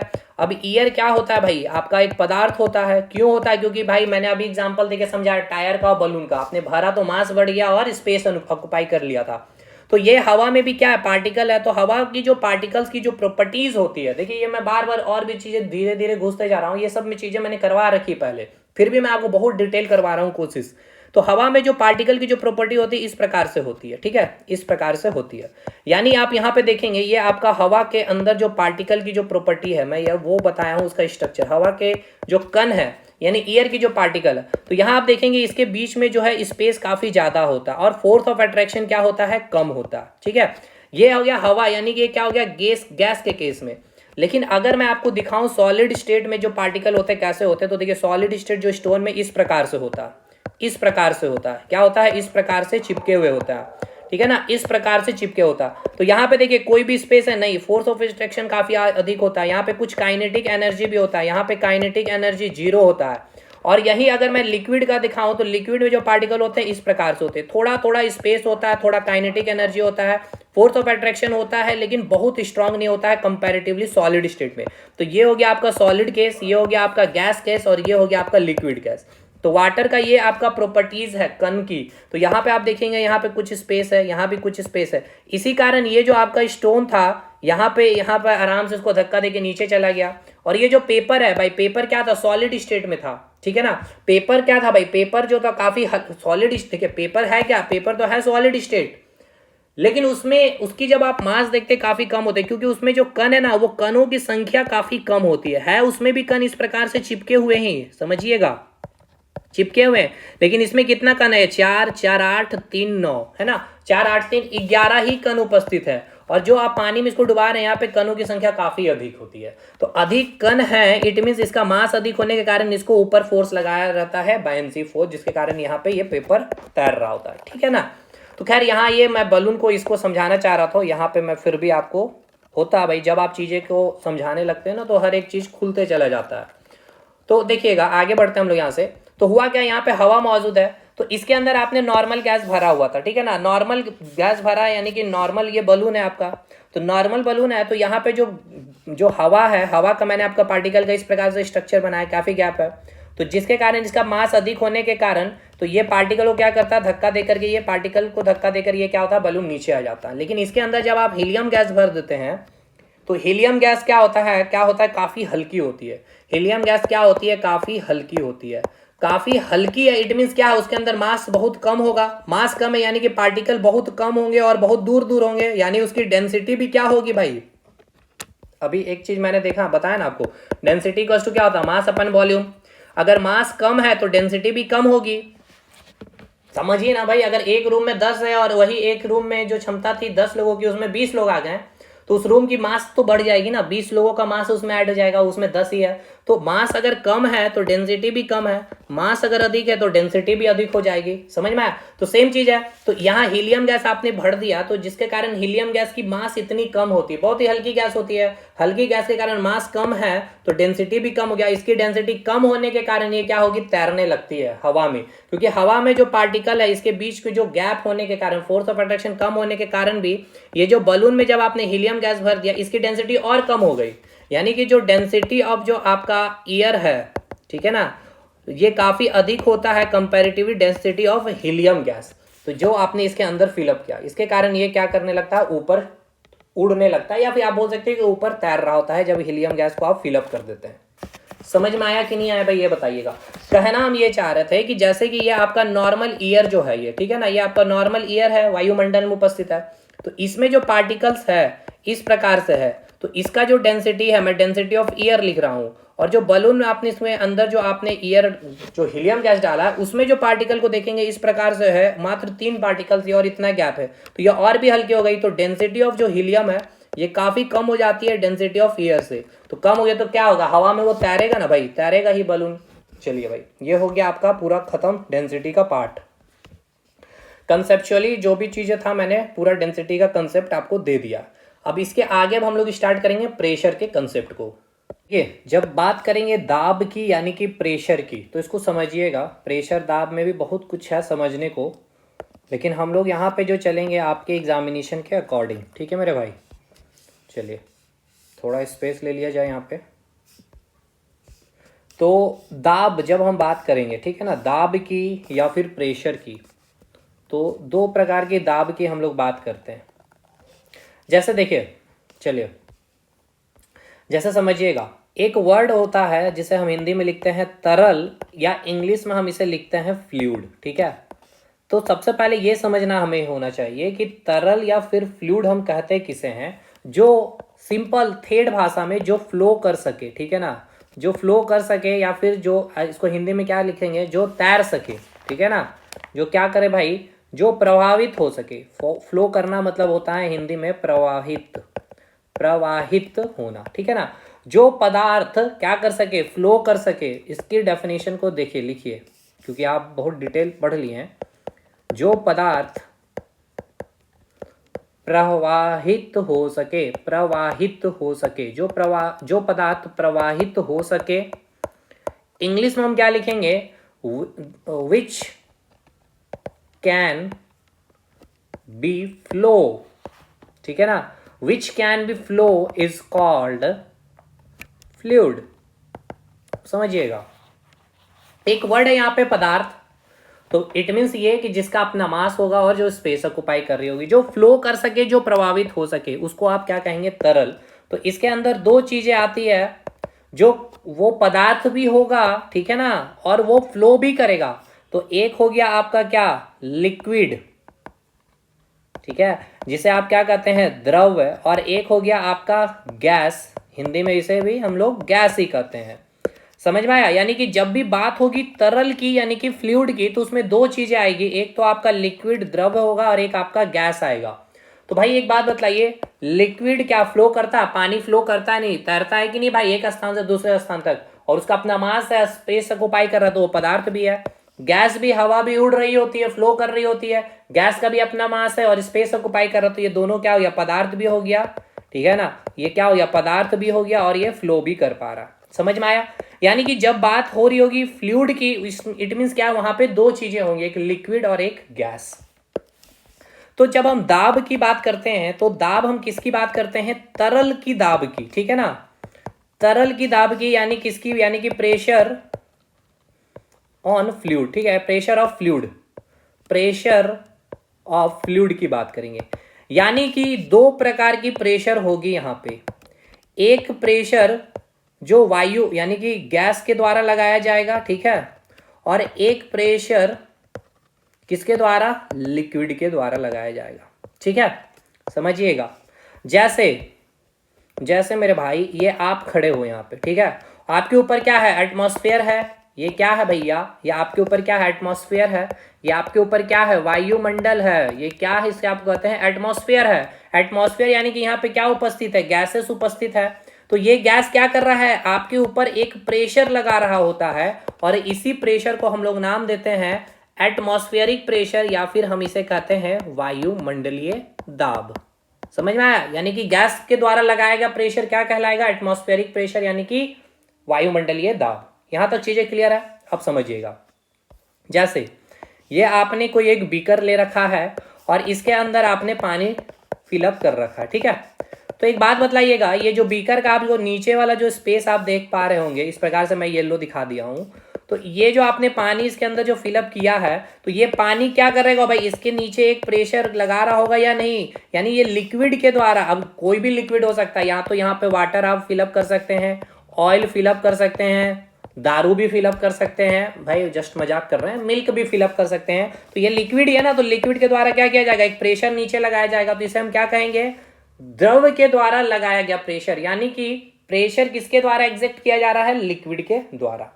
तो अब हम लोग ये समझेंगे, एटमॉस्फेरिक समझ में आ गया, गैस के द्वारा लगाया गया प्रेशर, और पानी के द्वारा, पानी के द्वारा नहीं कहना सही होगा, द्रव के द्वारा, क्योंकि द्रव के अंदर आपका पानी भी आएगा, ऑयल भी आएगा, मिल्क भी आ जाएगा, कुछ भी जो भी लिक्विड के फॉर्म में आपको मिलता है वो सारे द्रव में आ जाएंगे। चलिए ये समझ में आ गया। तो अब बात करते हैं प्रेशर के डेफिनेशन पे हम लोग आते हैं। यहां तक चीजें क्लियर हुई कि नहीं भाई, ये बताइएगा, ठीक है। यहां तक तो आपको समझ में आ गई है। यानी दाब दो प्रकार की है, दाब जो होगी दो प्रकार की होगी, दाब जो होगी दो प्रकार की होगी। एक तो हम जिसे बात करेंगे तरल का दाब में हम लोग एक समझेंगे गैस के द्वारा लगाया गया प्रेशर, और एक लिक्विड के द्वारा यानी कि द्रव के द्वारा लगाया गया प्रेशर, यानी द्रव के द्वारा जो आपको दाब फील होता है। तो चलिए पहले समझते हैं कि दाब होता क्या है, यानी प्रेशर होता क्या। देखिए प्रेशर और दाब एक प्रकार का फोर्स ही है। जैसे कि ये आपका एक दीवार है और आपने यहाँ पर एक पंच लगाया है, यानी कि आपने परपेंडिकुलर, जस्ट इसके एक परपेंडिकुलर आपने एक फोर्स लगाया, ठीक है। लेकिन ये जो एरिया है, अगर ये आपका यूनिट एरिया हो जाए, यानी कि एकांकी क्षेत्रफल पे लंबवत लगाया गया जो फोर्स होता है, उसे आप क्या कहते हैं, प्रेशर कहते हैं। नहीं समझ में आया, कोई बात नहीं। जैसे फिर से समझिएगा मेरे भाई, ये आपका कोई एक एरिया है, ठीक है ना, ए एरिया हो गया ये आपका, और आपने यहां पर फोर्स लगाया इस प्रकार से, ठीक है। ये आपने क्या लगाया है, फोर्स लगाया है। ये क्या लगाया आपने, फोर्स लगाया, यानी कि ए यूनिट एरिया में आपने क्या किया है, एफ बल लगाया है। ए एरिया पे लगने वाला ये बल क्या है, एफ है। तो अगर मैं यहां पे कैलकुलेशन कर दूं एक यूनिट एरिया में, ठीक है ना, यानी कि यूनिट एरिया में, या फिर आप कह सकते हैं एकांकी क्षेत्रफल में, ठीक है ना, एकांकी क्षेत्रफल में जो फोर्स लग रहा होगा उसे ही आप क्या कहते हैं, प्रेशर कहते हैं। एकांकी क्षेत्रफल में लगाया गया जो बल है उसे ही आप क्या कहते हैं। लेकिन ये बल कैसा होगा, ये बल आपका लंबवत होगा। ये एकांकी क्षेत्रफल में लगाया गया जो बल है वो क्या कहलाता है, आपका प्रेशर कहलाता है। यानी दाब एक प्रकार का बल ही है, लेकिन ये बल कैसा है, एक तो परपेंडिकुलर होगा और यूनिट एरिया में लगाया गया बल। अब देखिए 1 मीटर स्क्वायर है तो ये एक क्या होगा, नीचे आएगा ना भाई। तो प्रेशर इक्वल्स टू हम लोग फॉर्मूला लिखते हैं फोर्स अपन एरिया।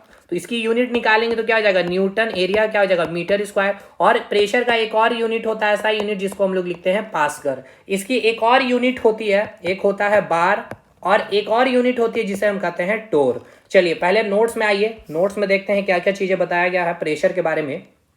देखिएगा यहाँ पर थ्योरी में क्या लिखा गया है। तो थ्योरी में आपको बताया गया है इट इज परपेंडिकुलर फोर्स। पहली बात तो ये याद रखना है कि एक लंबवत फोर्स होती है। It is perpendicular force per unit area of a surface, ठीक है, per unit area of a surface, किसी सतह के एकांकी क्षेत्रफल पर लगने वाले लंबवत बल को आप क्या कहते हैं, दाब कहते हैं। अब एक यूनिट एरिया में, सॉरी माफ करिएगा, ए फोर क्या है, एरिया, ठीक है ना, तो ए एरिया पे जो लगने वाला बल है वो एफ है। तो ये प्रेशर नहीं होगा। प्रेशर कब कहलाएगा, जब यूनिट एरिया में या फिर एकांकी क्षेत्रफल में जो लगने वाला बल है उसे हम क्या कहेंगे, प्रेशर कहेंगे। प्रेशर का फॉर्मूला हो गया pressure equal to force upon area.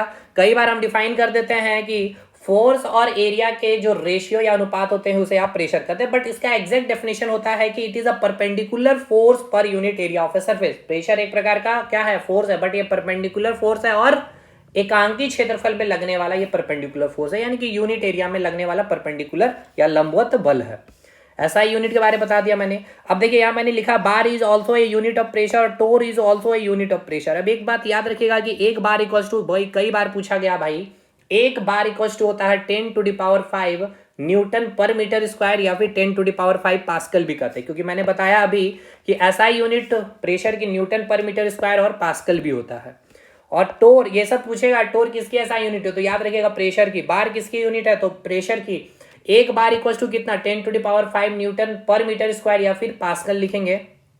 1 tour equal to approx, देखिए ये मैंने अप्रॉक्स वैल्यू लिखा है 133.2 पास्कल। कई जगह आपको 133.1 भी मिल सकता है, कई जगह 133.3 पास्कल भी मिल सकता है, इसलिए 133 याद रखिएगा। बाकी एग्जामिनर आपको जो वैल्यू रहेगा 133.2। अब ऐसा नहीं होगा कि आपको एग्जामिनर चारों ऑप्शन में, ठीक है ना, 133.1 133.2 ऐसा नहीं रहेगा, ठीक है। एक में 133.2 है तो एक में 139 या 150, इस प्रकार से बहुत लार्ज आपका डिफरेंस रहेगा, ठीक है, क्योंकि अप्रॉक्स वैल्यू ही हमें पता है इसकी।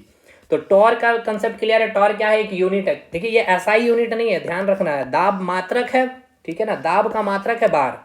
टोर is also unit of pressure but not SI unit. SI unit क्या है, प्रेशर की, न्यूटन पर मीटर स्क्वायर या फिर पास्कल। देखिए दाब समझ में आया ना, दो प्रकार के दाब के मैंने बताया। जब फ्लूइड में प्रेशर की बात होगी तो दो प्रकार से, एक तो लिक्विड के द्वारा लगाया गया प्रेशर होगा, यानी कि आपने जो ये बीकर लिया है मेरे भाई, ये जो बीकर में आपने पानी डाला तो पानी भी क्या होगा, एक फोर्स लगाएगा। इस यूनिट एरिया में लगने वाला जो परपेंडिकुलर फोर्स है ये लिक्विड के द्वारा लगाया गया प्रेशर होगा। चलिए यहां से समझ में आ गया बातें। चलिए अब यहां पे हम लोग बात करेंगे। अब एक बात यहां पे ये समझना है, जैसे कि जो प्रेशर है आपने देखा, प्रेशर इक्वल्स टू क्या होता है, pressure equals to force upon area होता है, ठीक है, ठीक है ना मेरे भाई, क्या होता है, pressure equals to force upon area होता है। अब एक चीज यहां पे समझते हैं हम लोग। चलिए हमने इस वाल पे फोर्स लगाया है, ये फोर्स की वैल्यू क्या है, 40 न्यूटन है, ठीक है। हमने एक और वाल लिया है और हमने यहाँ पे फोर्स लगाया है, यहाँ पे भी फोर्स की वैल्यू 40 न्यूटन ही है, ठीक है, 40 न्यूटन ही है। लेकिन जो एरिया है वो एरिया अलग अलग है। जैसे कि मैंने यहाँ पे फोर्स क्या कर दिया है, कांस्टेंट कर दिया, फोर्स को मैंने यहाँ पे कांस्टेंट कर दिया, ठीक है, मैंने यहाँ पे फोर्स को कांस्टेंट रखा, यानी कि नियत रखा है। मैंने फोर्स को क्या कर दिया, कांस्टेंट कर दिया। पहला केस एरिया मैंने लिया है, मैं जस्ट एरिया लेकर के चल रहा हूँ, मैं एरिया लेकर के चल रहा हूँ यहाँ पे 10 मीटर स्क्वायर। दूसरा एरिया मैंने लिया है 20 मीटर स्क्वायर। तीसरा एरिया मैंने लिया है 40 मीटर स्क्वायर। यानी मैं ये कह रहा हूं कि ये जो 40 न्यूटन का जो बल लग रहा है, फोर्स कांस्टेंट है तो हर जगह ये तीनों केस में कितना फोर्स लग रहा है, बल कितना लग रहा है, 40 न्यूटन ही। तो प्रेशर मैं यहां निकालूंगा फोर्स अपन एरिया करके, तो यहां पर प्रेशर कितना काम करेगा, फोर्स कितना है 40 है, एरिया कितना है 10 है, यानी यहां पे कितना आ गया है 4 न्यूटन पर मीटर स्क्वायर, या फिर आप इसे क्या कहेंगे 4 पास्कल। ये प्रेशर है, ठीक है ना। यूनिट एरिया में लगने वाला जो परपेंडिकुलर बल है इसे ही आप क्या कहते हैं, बल कहते हैं। अब यहाँ पे आइए, तो यहाँ पे जब फोर्स अपन एरिया आपने किया प्रेशर निकालने के लिए, तो 40 न्यूटन का तो बल है, बट कितना एरिया है 20 है, यानी कि यहाँ पे प्रेशर कितना आया 2 न्यूटन पर मीटर स्क्वायर, या फिर आप इसे लिखेंगे 2 पास्कल, ठीक है। अब यहाँ पे अगर आपने प्रेशर निकाला फोर्स अपन एरिया करके, तो यहाँ पे 40 न्यूटन का बल है, जो एरिया है 40 है, यानी कि 1 न्यूटन पर मीटर स्क्वायर, या फिर आप इसे लिख सकते हैं 1 पास्कल। तो यहाँ पे क्या समझ में आ रहा है, ध्यान दीजिएगा। देखिए एरिया 10 मीटर स्क्वायर है तो प्रेशर कितना काम कर रहा है 4 पास्कल, ठीक है। जब एरिया की वैल्यू 20 मीटर स्क्वायर हो गया, यानी कि एरिया इंक्रीज जब मैंने कर दिया है, फोर्स कांस्टेंट है, ध्यान रखना है, फोर्स हमने कांस्टेंट रखा है, तो एरिया की वैल्यू बढ़ गई है, तो भाई प्रेशर देखिए 2 न्यूटन हो गया, 4 से 2 हो गया, 2 पास्कल हो गया, यानी प्रेशर घट गया है। 40 मीटर मैंने एरिया बढ़ा दिया है, तो प्रेशर और भी घट गया है 1 मीटर, 1 न्यूटन पर मीटर स्क्वायर या फिर 1 पास्कल। इसका मतलब क्या है? इसका मतलब ये है कि अगर आप एरिया को इंक्रीज कर रहे हैं, ऊपर साइन क्या होता है? इंक्रीज का, ठीक है ना। अगर आप एरिया को इंक्रीज कर रहे होंगे तो आपका जो प्रेशर है वो क्या होगा? आपका डिक्रीज करेगा। और अगर आपने एरिया को डिक्रीज कर दिया है तो आपका प्रेशर क्या हो जाएगा? वो इंक्रीज हो जाएगा। जैसे जस्ट इसका अपोजिट आप कर लीजिएगा यहीं पे डाटा में, कि अगर आपका एरिया 40 मीटर स्क्वायर है तो प्रेशर 1 पास्कल है, एरिया आपने घटा के 20 कर दिया तो प्रेशर 2 पास्कल लगने लग गया, एरिया और आपने कम कर दिया तो प्रेशर और अधिक बढ़ गया। अब ये ऐसा इसीलिए क्योंकि आपने अभी देखा प्रेशर इक्वल टू होता है फोर्स अपन एरिया, और आपने फोर्स को कांस्टेंट कर दिया, तो प्रेशर डिपेंड किस पे कर रहा है? एरिया पे, और इसके साथ रिलेशन कैसा है? इनवर्सली प्रोपोर्शनल है। अगर एरिया घटेगा तो प्रेशर क्या होगा? बढ़ेगा, और अगर एरिया बढ़ेगा तो प्रेशर क्या होगा? घटेगा। कंसेप्ट क्लियर है? इट मीन्स अगर ये बच्चा खड़ा है इस प्रकार से, ठीक है, जैसे ये व्यक्ति है, ये खड़ा है दोनों पैर पे, ठीक है ना, तो ये दोनों पैर पे खड़ा है। अब यही एक व्यक्ति है, इसने एक पैर को मोड़ लिया है, ठीक है, तो एक पैर पे खड़ा है। अब ये व्यक्ति क्या करेगा? इस प्रकार से, एक मिनट, ये इस प्रकार से ये आकर के बैठ गया, ठीक है, यहाँ पे बैठ गया है। और यही व्यक्ति अब क्या कर रहा है? देखिएगा ध्यान से, ये व्यक्ति ने क्या कर लिया है? इस प्रकार से अब ये सो गया, ठीक है, ये लेट गया है। 4 केस मैंने लिया है। पहला केस है, ये आपका दूसरा केस है, ये आपका तीसरा केस है, ये आपका चौथा केस है। तो यहाँ पे जो आपका एरिया टच हो रहा है, इतना एरिया आपका टच हो रहा है, ये आपका लोड यानी आपका वेट काम कर रहा है, ठीक है ना। लोड पी क्या है? आपका वेट ही काम कर रहा है ना नीचे, और ये आपका एरिया हो गया, ठीक है। यहाँ पर भी आपका लोड नीचे काम कर रहा है, आपका एरिया बस इतना ही है। तो यहाँ पे जो एरिया A1 में लिख रहा हूँ, यहाँ का एरिया आपका A2 है, यहाँ का एरिया आपका A3 है, और यहाँ का एरिया आपका A4 है, ठीक है। अब सबसे पहले एक बात ये बताइए, सबसे कम एरिया कहाँ पे होगा? देखिए यहाँ पे इतना एरिया है, ठीक है, यहाँ पे बस इतना सा एरिया है, यहाँ पे देखिएगा तो ये इतना एरिया है, ठीक है। मैं इस प्रकार से दिखा रहा हूँ, ये इतना एरिया है, ये आपका इतना सा एरिया है, ये आपका इतना एरिया है, और इस केस में तो आपका ये पूरा का पूरा बॉडी ही टच है यहाँ पे, ठीक है। तो बॉडी का यहाँ पे मात्र एक पैर यहाँ टच है, ये दोनों पैर टच कर रहा है, ये पूरा का पूरा थाई से लेकर पूरा पैर टच हो रहा है, बैठ गया ना इंसान, इसीलिए। तो यहाँ पे प्रेशर P काम करेगा और इसका लोड P नीचे काम करेगा। तो सबसे ज्यादा एरिया और सबसे कम एरिया कहाँ है? तो एरिया 2 क्या है? सबसे कम होगा, यानी इस केस में जो व्यक्ति एक पैर पे खड़ा होगा वो एरिया यहाँ पे क्या होगा? सबसे मिनिमम है, यानी कि एक पैर पे जो खड़ा होगा, ठीक है ना, एक पैर पर जो खड़ा है। और इस केस में देखेंगे ये व्यक्ति जो लेट गया, सो गया है, यानी कि जो A4 है यहाँ पर मैक्सिमम एरिया होगा, यानी कि जो सोया हुआ व्यक्ति है, सोया हुआ जो व्यक्ति है, इस केस में एरिया क्या है? सबसे ज्यादा होगा। बताइए कोई दिक्कत है? यानी आप यहाँ पे क्या समझे भाई? इतना क्यों कर रहा ना, क्योंकि यहाँ से सवाल बनेंगे आपको, और ये प्रैक्टिकली फील करिए कि यहाँ पे जितना कम टच हो रहा है एरिया, ठीक है, तो अभी आपको पता है, क्या पता है? प्रेशर क्या होता है? इनवर्सली प्रोपोर्शनल टू एरिया होता है। तो एरिया अगर मिनिमम है, ठीक है, एरिया मिनिमम है तो प्रेशर क्या होगा? मैक्सिमम होगा।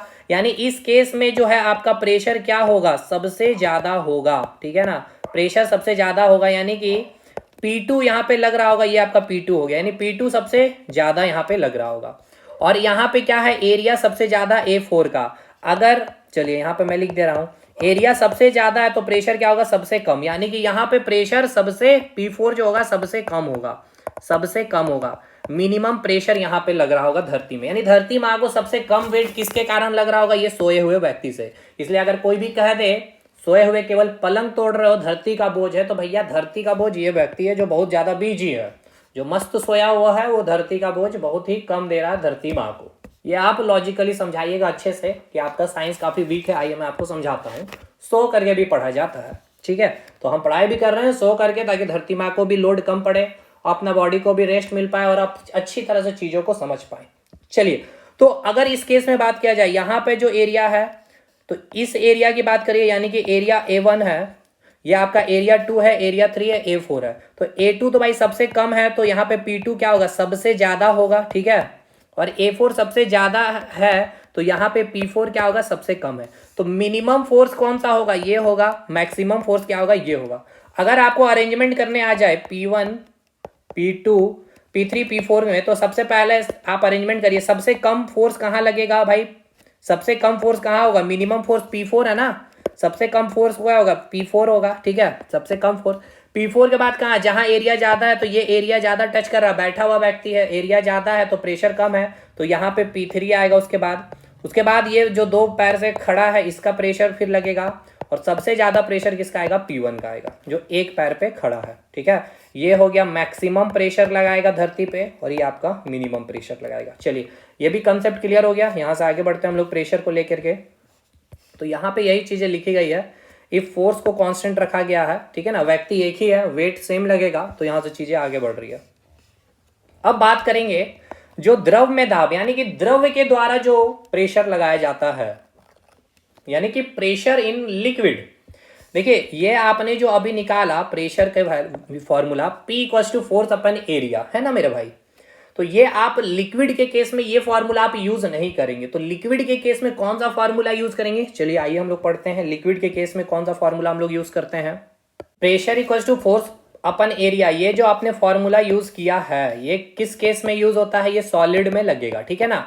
जब लिक्विड और गैस में जब हम बात करेंगे प्रेशर की, तो लिक्विड और गैस में जो प्रेशर का जो वैल्यू होता है वो हम लोगों का होता है प्रेशर इन लिक्विड ρGH, ठीक है ना। या इसको ऐसे भी हम लोग लिखते हैं, प्रेशर जो है फ्लूइड में जो लगेगा क्या होगा, एक तो लिक्विड का प्रेशर होगा प्लस गैस का प्रेशर होगा, ऐसे लिखते हैं, ठीक है। चलिए इसको हम लोग आगे समझेंगे धीरे धीरे करके। पहले ये आप समझिए, द्रव यानी कि जो लिक्विड होगा, लिक्विड कितना प्रेशर लगाएगा, इसे हम कैसे कैलकुलेशन करेंगे, इसको समझते हैं। तो क्या टॉपिक है, यानी कि द्रव में दाब क्या होगा। तो देखिए, pressure of liquid works in, अच्छा एक चीज आपको ये समझना है, जैसे कि यहाँ मैंने फिगर में आपको दिखाया है कि एक बीकर हमने ले लिया है इस प्रकार से, और इसमें हमने क्या कर दिया है, पानी फिलअप कर दिया, ठीक है। ये इसका क्षेत्रफल है, ये ए से मैंने एरिया दिखाया है। तो भाई जो द्रव होगा, यानी जो लिक्विड हो सकता है, देखिए लिक्विड का मतलब केवल पानी नहीं होता, पहली बात तो याद रखिएगा। पानी भी हो सकता है, ऑयल भी हो सकता है, हनी भी हो सकता है, बिल्कुल दारू भी हो सकता है, मिल्क भी हो सकता है। आप बोलेंगे दारू दारू यूज कर रहे हैं, दारू भी पीते होंगे भाई साहब, तो ऐसी बातें नहीं है भाई, ठीक है ना। माइंड को थोड़ा इधर उधर डिस्ट्रैक्ट भी करना जरूरी होता है, क्योंकि कंटिन्यूसली पढ़ने से फिर चीजें क्या होती है ना, होच बोच हो जाती है, इसीलिए। तो ये समझिएगा, लिक्विड मतलब समझ में आ गया भाई। तो लिक्विड का मतलब आपको क्या समझ में आना चाहिए, याद करिए, मैटर्स का चैप्टर में हमने बताया था। देखिए अब आइए पूरे सीरियसली वे में, कि इसमें जो पार्टिकल की जो प्रॉपर्टी होते हैं इस प्रकार से होती है, इनके बीच क्या होगा, कुछ स्पेस होगा, ठीक है, पार्टिकल्स के बीच में। यानी लिक्विड क्या है, एक पदार्थ है, पदार्थ है यानी कि छोटे छोटे पार्टिकल्स बने होंगे, और इन पार्टिकल के बीच में क्या होगा, स्पेस होगा।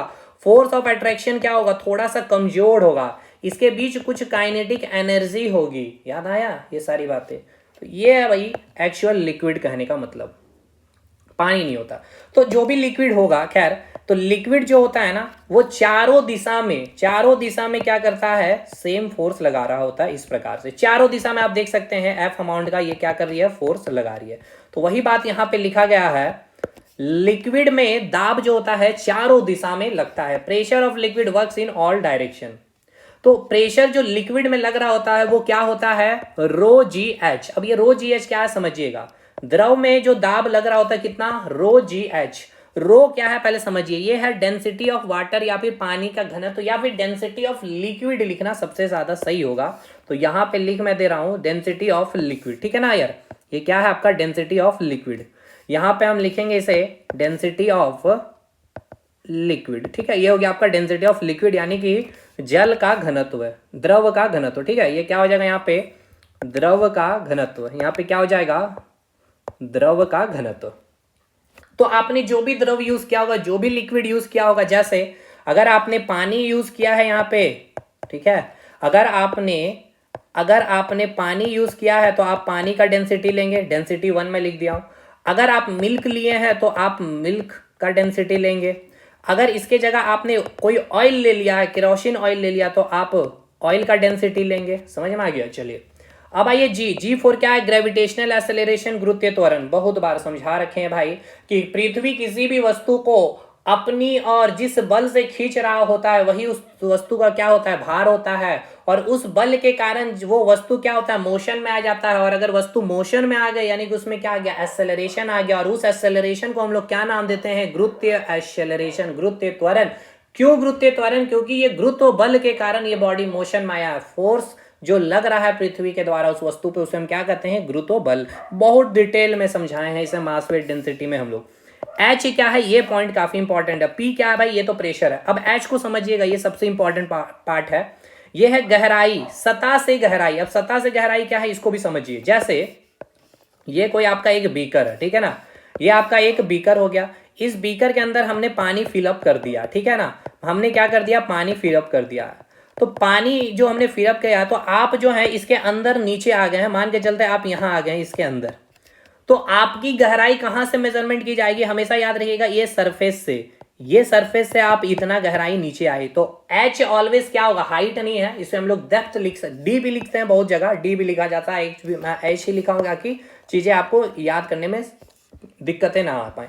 तो एच समझ में आ गया ना। एच जो हम लोग मेजरमेंट कहां से करेंगे भाई, एच हम लोग कहां से मेजरमेंट करेंगे, डेप्थ फ्रॉम सरफेस, ठीक है, कहां से, डेप्थ फ्रॉम सरफेस, यानी कि सतह से गहराई। जैसे कि यहाँ पे आपका ये क्या सतह है, तो अगर कोई भी पॉइंट मान लेते ये यहाँ पे पॉइंट है, तो इसकी जो गहराई यहाँ से मेजरमेंट होगी, ये एच हाइट नीचे है, तो ये सतह से हम लोग क्या करेंगे, मेजरमेंट करेंगे इसकी गहराई को। चलिए आगे बढ़ते हैं अब हम लोग। तो समझ में आ गया, यानी कि लिक्विड में जो प्रेशर लग रहा होगा कितना होगा, रो जी एच, ठीक है, कितना लग रहा होगा भाई, रो जी एच। यहां तक चीजें क्लियर है कि नहीं, ये बताइएगा। अब यहाँ पे कुछ चीजें हैं समझने वाली चीजें, चलिए उसको समझते हैं। पहले कुछ स्पेस ले लिया जाए ताकि और भी अच्छे से डिटेल हम लोग कर पाए काम को। चलिए भाई, यहाँ तक चीजें हो गई। जैसे अभी आपने देखा जो सॉलिड में जो फोर्स लग रहा था, है ना, चलिए यहाँ ये जो आपने अभी देखा, चलिए यहीं पे लिख लेते हैं। यहाँ पे आपने क्या देखा साहब, यहाँ आपने ये देखा कि सॉलिड के केस में आपने क्या देखा, सॉलिड के केस में आपने जो प्रेशर का यूज किया, फॉर्मूला फोर्स अपन एरिया, है ना। अगर आपका फोर्स कांस्टेंट हो गया, नियत हो गया, तो ये क्या है, प्रेशर एरिया के ऊपर डिपेंड करेगी, यानी इनवर्सली प्रोपोर्शनल हो गया, ठीक है, क्या हो गया आपका, इनवर्सली प्रोपोर्शनल। क्लियर है। चलिए ये हो गया आपका सॉलिड केस। लेकिन जब हम बात करेंगे लिक्विड की, लिक्विड की हम लोग बात कर रहे हैं, वैसे फ्लूइड भी आप लिख सकते हैं लेकिन लिक्विड लिखेंगे। चलिए, यानी कि द्रव, लिक्विड को हिंदी में क्या कहेंगे भाई, लिक्विड को द्रव कहेंगे, ठीक है ना, इतना आप समझ सकते हैं, द्रव मैंने कई बार कहा भी है। लिक्विड में जो प्रेशर का फॉर्मूला होता है वो क्या होता है, रो जी एच, ठीक है, रो जी एच। रो क्या हो गया, डेंसिटी ऑफ लिक्विड, यानी कि द्रव का घनत्व हो गया। जी क्या हो गया, एक्सेलरेशन ड्यू टू ग्रेविटी। अब भाई आप अर्थ में है तो इसकी वैल्यू क्या होगी, कांस्टेंट होगी, 9.8 मीटर पर सेकेंड स्क्वायर होगी भाई, कि नहीं होगी, बिल्कुल होगी। अब दूसरी चीज डेंसिटी, अब डिपेंड करेगा कि आपने कौन सा लिक्विड लिया है, पानी लिया है, ऑयल लिया है, मिल्क लिया है, केरोसिन ऑयल लिया है, सरसों का तेल लिया है, तो डिपेंड करेगा आपने कौन सा लिक्विड यूज किया है। तो यहां भी देखा जाए तो डेंसिटी भी कहीं ना कहीं कांस्टेंट ही रहेगी। कोई एक लिक्विड में ही ना आप मान लेके चलते हैं कि या आपने कोई एक लिक्विड भर लिया, जैसे कि हमने इसके अंदर पानी ले लिया, ठीक है ना, इसके अंदर हमने पानी फिलअप कर दिया, ठीक है, और मैं यहाँ पे कुछ सवाल पूछ रहा हूं, जैसे कि यहाँ पर कोई एक ऑब्जेक्ट मैंने रखा है भाई, और यहाँ पे मैंने कोई एक ऑब्जेक्ट रखा है, इसको मैं पॉइंट ए कह रहा हूं और इसे मैं पॉइंट बी कह रहा हूं। तो यहाँ पे आप मुझे बताइए कि प्रेशर एट पॉइंट ए और प्रेशर एट पॉइंट बी कौन सा रिलेशन सही है, ठीक है, कौन सा रिलेशन सही है, हमें ये बताइए, दोनों में से कौन सा रिलेशन सही है। तो भाई हमें पता है पी का वैल्यू क्या होता है, क्योंकि ये पानी है, लिक्विड है, तो प्रेशर कैसे निकलेगा, रो जी एच। यहाँ भाई अर्थ है तो जी की वैल्यू क्या हो गई, कांस्टेंट हो गई, 9.8 मीटर पर सेकेंड स्क्वायर। चलिए डेंसिटी भी क्या हो जाएगा आपका, कांस्टेंट हो जाएगा, क्योंकि ये जो दोनों पॉइंट है आपका, पॉइंट ए, ठीक है, और ये जो पॉइंट बी है, पानी के अंदर ही पूछा गया, एक ही लिक्विड के अंदर पूछा गया, ऐसा आपसे नहीं पूछा गया है। कैसा नहीं पूछा गया है, जैसे कि एक ये बीकर है, एक ये बीकर है, इसमें जो भरा गया है लिक्विड, इसमें है आपका वाटर, ठीक है, और इसके अंदर जो फिलअप कर दिया गया है, इसके अंदर जो फिलअप किया गया है, इसके अंदर जो है मिल्क फिलअप कर दिया गया, ठीक है। अब आपसे पूछा ये जा रहा है कि पॉइंट ए है, ठीक है, ये सरफेस से हाइट मान के चलते हैं h1 हाइट है, और ये सेम हाइट पे, इस सरफेस से सेम पॉइंट यहाँ पे मतलब हाइट है, ये भी आपका h1 ही हाइट है, ये आपका बी पॉइंट ले लिया हूं। तो अब हमें ये बताइए P A greater than P B होगा या फिर पीए लेस देन पीबी होगा। क्यों मैंने पूछा, क्योंकि यहाँ पे जो लिक्विड है ये अब मैंने चेंज कर दिया, ये हो गया आपका मिल्क। तो भैया यहाँ पे हम प्रेशर कैसे पता करेंगे, रो जी एच करके पता करेंगे। यहाँ तो हमें ये पता है कि भाई जी की वैल्यू तो कांस्टेंट रहेगी क्योंकि पृथ्वी में है, लेकिन अब ये आपका डेंसिटी कांस्टेंट नहीं रहेगा, लेकिन ये अब आपका क्या हो जाएगा, कांस्टेंट हो जाएगा। तो देखिए सवाल ऐसे ही बनेंगे, केवल एक ही आपका वेरी करेगा, या तो डेंसिटी वेरी करेगा, आपने देख लिया यहाँ पे डेंसिटी वाटर का है, यहाँ पे आपका क्या आ जाएगा, डेंसिटी ऑफ वाटर आ जाएगा, और यहाँ पे आपका डेंसिटी ऑफ मिल्क हो जाएगा। बाकी ये जो गहराई आपने लिया है, ये जो आपने गहराई लिया है, ये गहराई सेम H1 है, और ये भी आपने यानी कि सरफेस से सेम उतना ही गहराई में दोनों केस में आपने ऑब्जेक्ट को रख करके पूछा है कि पीए ग्रेटर देन बी पीबी या फिर पीए लेस देन पीबी। क्लियर है? तो चलिए ये सारे क्वेश्चन बनेंगे, पहले इसमें आइए। यानी यहां पे आपका जो प्रेशर निकालना होगा लिक्विड में, तो कहीं ना कहीं आपका क्या होगा, दो टर्म कांस्टेंट होगा, या तो डेंसिटी कांस्टेंट होगा और आपका जी कांस्टेंट होगा, या फिर आपका जी कांस्टेंट करके एच को कांस्टेंट कर दिया जाएगा। दो अलग अलग लिक्विड देकर के आपसे प्रेशर का वैल्यू पूछा जाएगा। तो कैसे इसको बनाएंगे अब हम लोग इस पे बात करते हैं। देखिए यहां तक चीजें क्लियर है कि नहीं, ये बताइएगा। ठीक है, अब जैसे कि ये केस है, हमारे पास जो लिक्विड दिया गया है वो क्या है, वाटर है। ठीक है, अब इस केस में मुझे ये बताना है कि कौन सा ऑप्शन सही है, ऑप्शन ए या फिर ऑप्शन बी। तो देखिए सबसे पहले हम क्या करेंगे, जो हमारा तरीका होगा, हम ये सरफेस को देख लेते हैं। ये सरफेस में इस प्रकार से एक लाइन खींचेंगे और इस सरफेस से हम देखेंगे कितनी गहराई में हम नीचे आए। ये आपका H1 है गहराई, और ये गहराई क्या है आपका H2 है। तो सिंपल सा कॉमन सेंस लगाइए, H1 लेस देन H2 होगा कि नहीं, यानी कि जो पॉइंट बी है वो काफी ज्यादा गहराई में होगा कि नहीं होगा, बिल्कुल कंपैरेटिवली ए पॉइंट से। यस सर, आपका फॉर्मूला बोलता है P equal to rho g h, ये है आपका क्या, कांस्टेंट, ये है आपका कांस्टेंट। यानी आपका प्रेशर अब किसके ऊपर डिपेंड है, डायरेक्टली प्रोपोर्शनल गहराई पे। इट मीन्स ये कि जितना ज्यादा गहराई होगा उतना ज्यादा प्रेशर काम करेगा। यानी इस केस में सबसे ज्यादा गहराई में कौन है, पॉइंट बी है, यानी कि जो प्रेशर लग रहा होगा पॉइंट बी पे वो सबसे ज्यादा लग रहा होगा पॉइंट ए से, यानी पीबी ग्रेटर देन पीए है, यानी कि ये ऑप्शन गलत हो जाएगा, ये ऑप्शन सही हो जाएगा। और ऐसे भी आप समझिए कि यहाँ पे अगर जो पॉइंट रखा गया है, ये ए पॉइंट को जो आपको दिखाया गया है यहाँ पे, तो यहाँ पे जैसे कि यहाँ पे मैं एक फ्रेश फिगर करके दिखा रहा हूँ। जैसे देखिए यहाँ पे पानी इसके अंदर भर दिया गया है, और यहाँ पे दो पॉइंट आपको लिए गए थे। एक पॉइंट है ये आपका ए, यहाँ पे ए है, तो ए को मैं यहाँ पे दिखा रहा हूँ जैसे कि कोई यहाँ पे ये नाव है। ठीक है, ये ए पॉइंट हो गया, और ये हो गया आपका बी पॉइंट, ये हो गया आपका बी पॉइंट में यहाँ पे कोई एक नाव इस प्रकार से रखा हुआ। तो अब इतना ये सिंपल सा फंडा ऐसे ही समझिए, कॉमन सेंस है। इसकी गहराई ये थी H1 है, यानी कि ये यहाँ पे इस नाव में कितना पानी रहेगा, इतना पानी। ठीक है ना, इतना पानी का क्या रहेगा भाई, प्रेशर इसके ऊपर काम करेगा ना, इतना पानी का ही ना प्रेशर काम करेगा। लेकिन यानी कि क्वांटिटी ऑफ वाटर ये मान के चलते हैं 2 लीटर होगा, लेकिन अगर इस नाव में देखिएगा तो क्वांटिटी ऑफ वाटर अब इतना हो गया। ठीक है, इतना हो गया, यानी 5 लीटर हो गया, ये इतना वाटर। तो भाई सिंपल सी बात है, पार्टिकल्स अधिक हो गए, पानी की संख्या अधिक हो गई, कणों की संख्या अधिक होगी, तो प्रेशर भी ज्यादा लगेगा। सिंपल सा कॉमन सेंस है। बाकी ये गहराई का तो कंसेप्ट आप देख रही है, यानी कि पानी में, या फिर माफ करिएगा, यानी कि लिक्विड या फिर द्रव में जितने आपका गहराई बढ़ते चला जाएगा, जितने गहराई में आप जाएंगे प्रेशर की वैल्यू क्या होगी, बढ़ेगी। क्यों, क्योंकि P जो होता है डायरेक्टली प्रोपोर्शनल टू H है। अब देखिए गैस में क्या होगा उसको अभी आप नहीं सोचना, अभी आप लिक्विड के बारे केवल सोचिए। यानी गहराई बढ़ेगी तो प्रेशर बढ़ेगी। ठीक है, जैसे कि यहाँ पे मैं आपको 3 पॉइंट ले रहा हूं, इसके अंदर मैंने पानी फिलअप कर दिया हूं। ठीक है, पानी फिलअप कर दिया हूं मैंने इसके अंदर। यहाँ पे 3 पॉइंट मैं आपको दिखा रहा हूं। ठीक, यहाँ पे 3 पॉइंट है। एक पॉइंट ये हो गया आपका ए पॉइंट, एक पॉइंट ये हो गया आपका बी पॉइंट, और एक ये हो गया आपका सी पॉइंट। ठीक है, तो गहराई हम लोग इस सरफेस से लेंगे। ठीक है, ये सरफेस से हम लोग, ये सरफेस है पानी का, सरफेस इतना ही लेयर है पानी का, तो यहाँ से हम लोग गहराई चलिए देखते हैं। ये हो गया एक H1 गहराई, पॉइंट बी जो है H2 पे है, और ये है आपका H3 पे है। तो सिंपल सा कॉमन से सबसे अधिक गहराई H3 की है, उसके बाद H2 की है, उसके बाद H1 की है।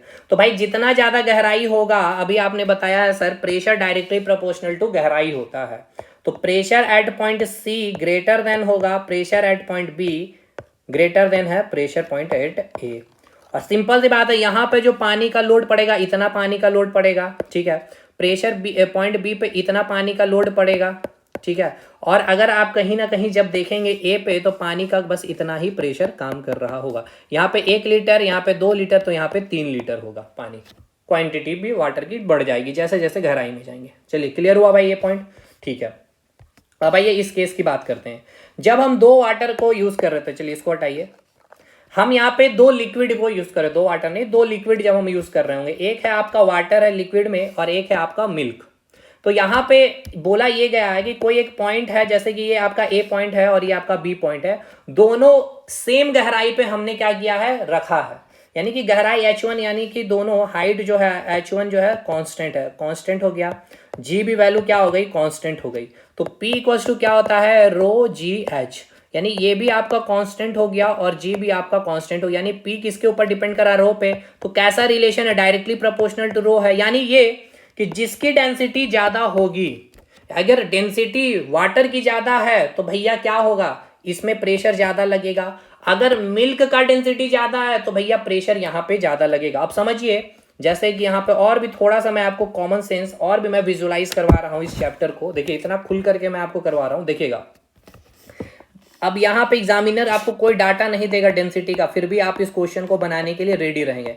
यहाँ पे मैंने ले लिया है भाई पानी, ठीक है। यहाँ पे मैंने क्या ले लिया है, ये वाटर ले लिया है, और मैंने एक और बीकर लिया है जिसके अंदर मैंने फिलअप कर दिया है हनी, ठीक है। इसके अंदर मैंने हनी फिलअप कर दिया, ठीक है।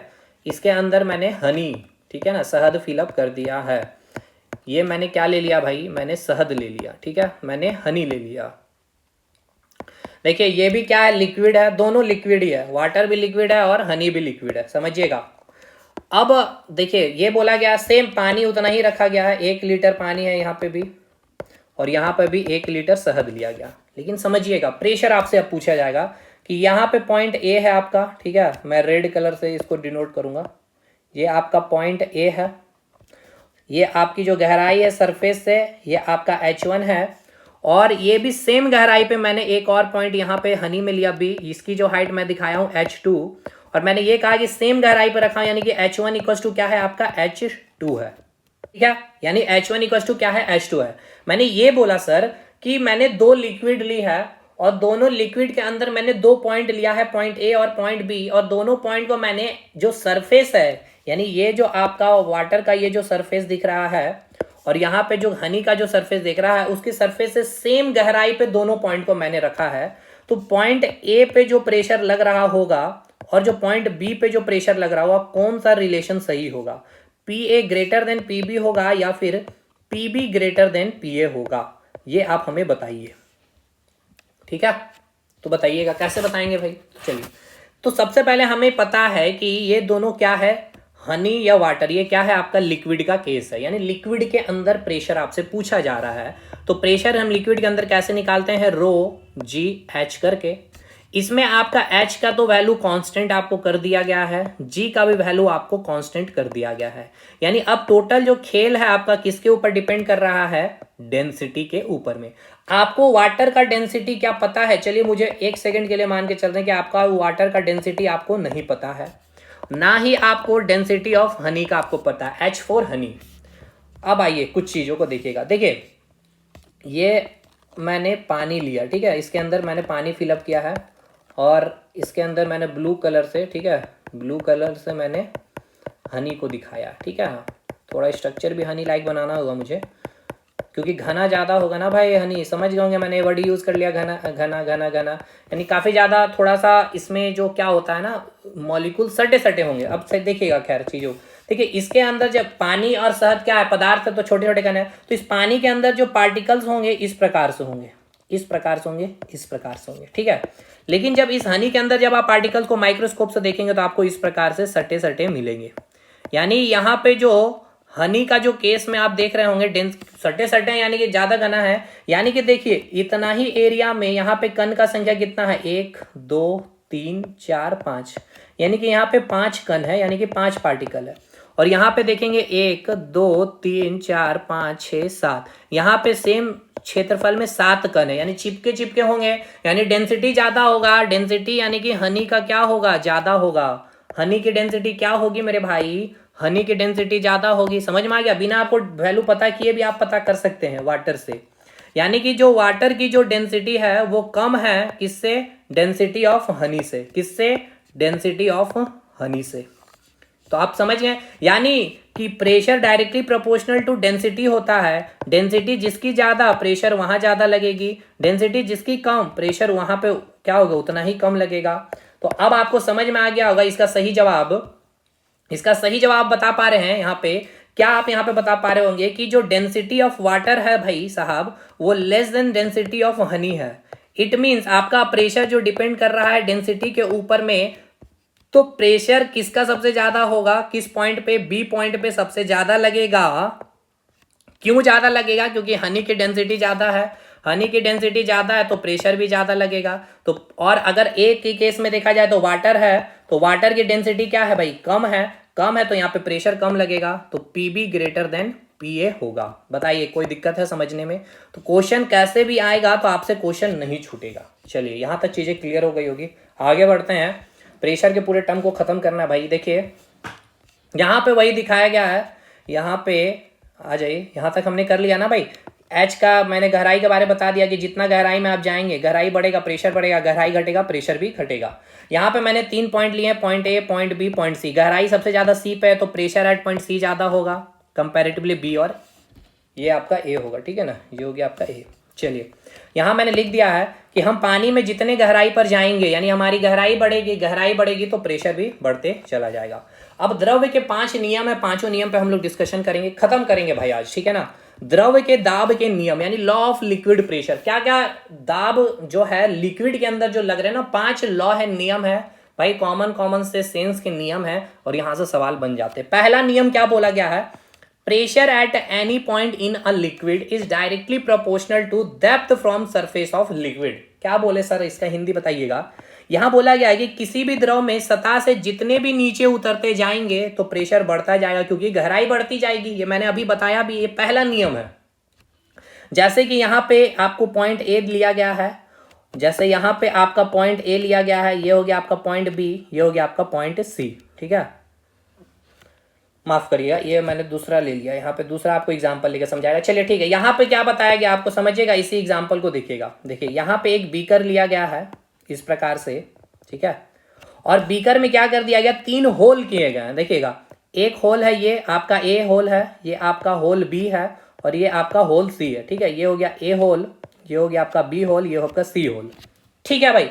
आपसे क्या पूछेगा एग्जाम में कि किस होल से सबसे ज्यादा हाईली जेट से पानी बाहर निकलेगा। तो देखिए यहाँ पे आपको स्ट्रक्चर दिखाएगा इस प्रकार से, ए होल से, बी से थोड़ा सा और दूर गया और सी से उससे भी ज्यादा दूर डिस्टेंस कवर किया, यानी कि सरफेस से ये जो डिस्टेंस कवर किया गया है ए होल का सरफेस, ये आपका ये एक मिनट, ये जो आपका D2 दिखाया गया है ये बी होल का, और सी होल से देखिएगा तो सबसे ज्यादा डिस्टेंस दूर तक पानी गया है। क्यों गया, इसके लॉजिक को समझिएगा, ठीक है ना, इसके लॉजिक को समझिएगा।